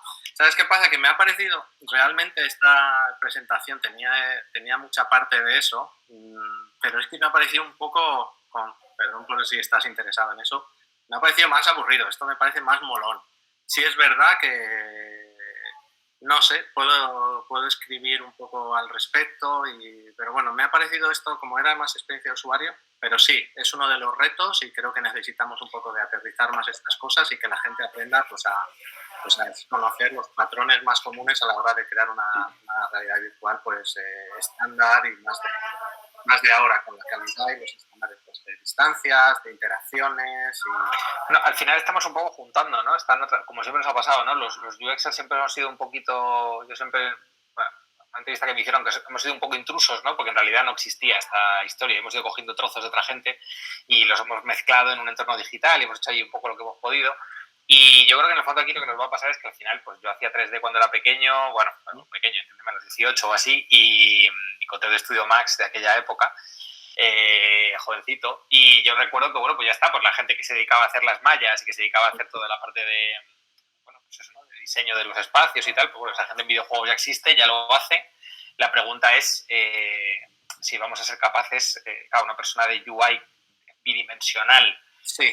Pasar al mundo tridimensional y tal, claro, son otros lenguajes, entonces ahí el salto es bastante más heavy de lo que pueda parecer. Pero no te creas que tanto, porque las interfaces de realidad virtual son planas, la mayoría de las veces. De hecho, uno de los errores es, si vas a poner una interfaz, no meterle mucho 3D, porque por ahora los patrones son planos. Es decir, en eso simplemente pues tenéis que conocer un poco los tamaños, las distancias, un poco una nueva arquitectura, pues es que son cosas básicas populares, por eso no las he puesto.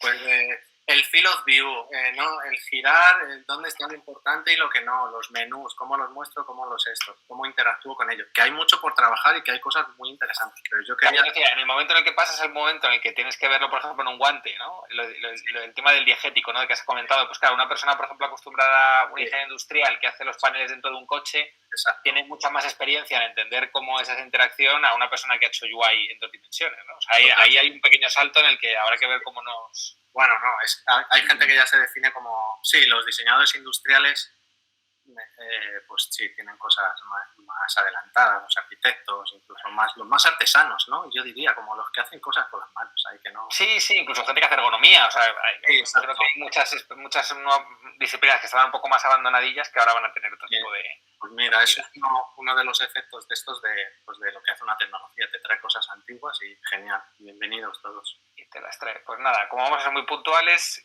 gracias a todos. Creo que hemos más o menos respondido a todo. Muy interesante.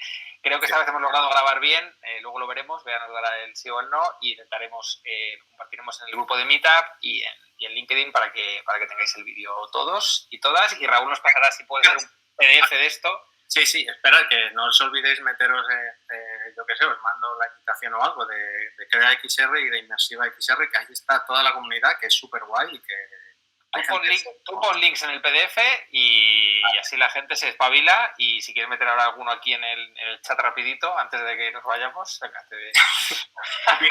Fíjate que estamos hablando de radio virtual y todavía estamos con los PDFs, ¿eh? Es que se nos va a quedar... Sí, ahí. Es que al final hay cosas que... Y PDFs ahí.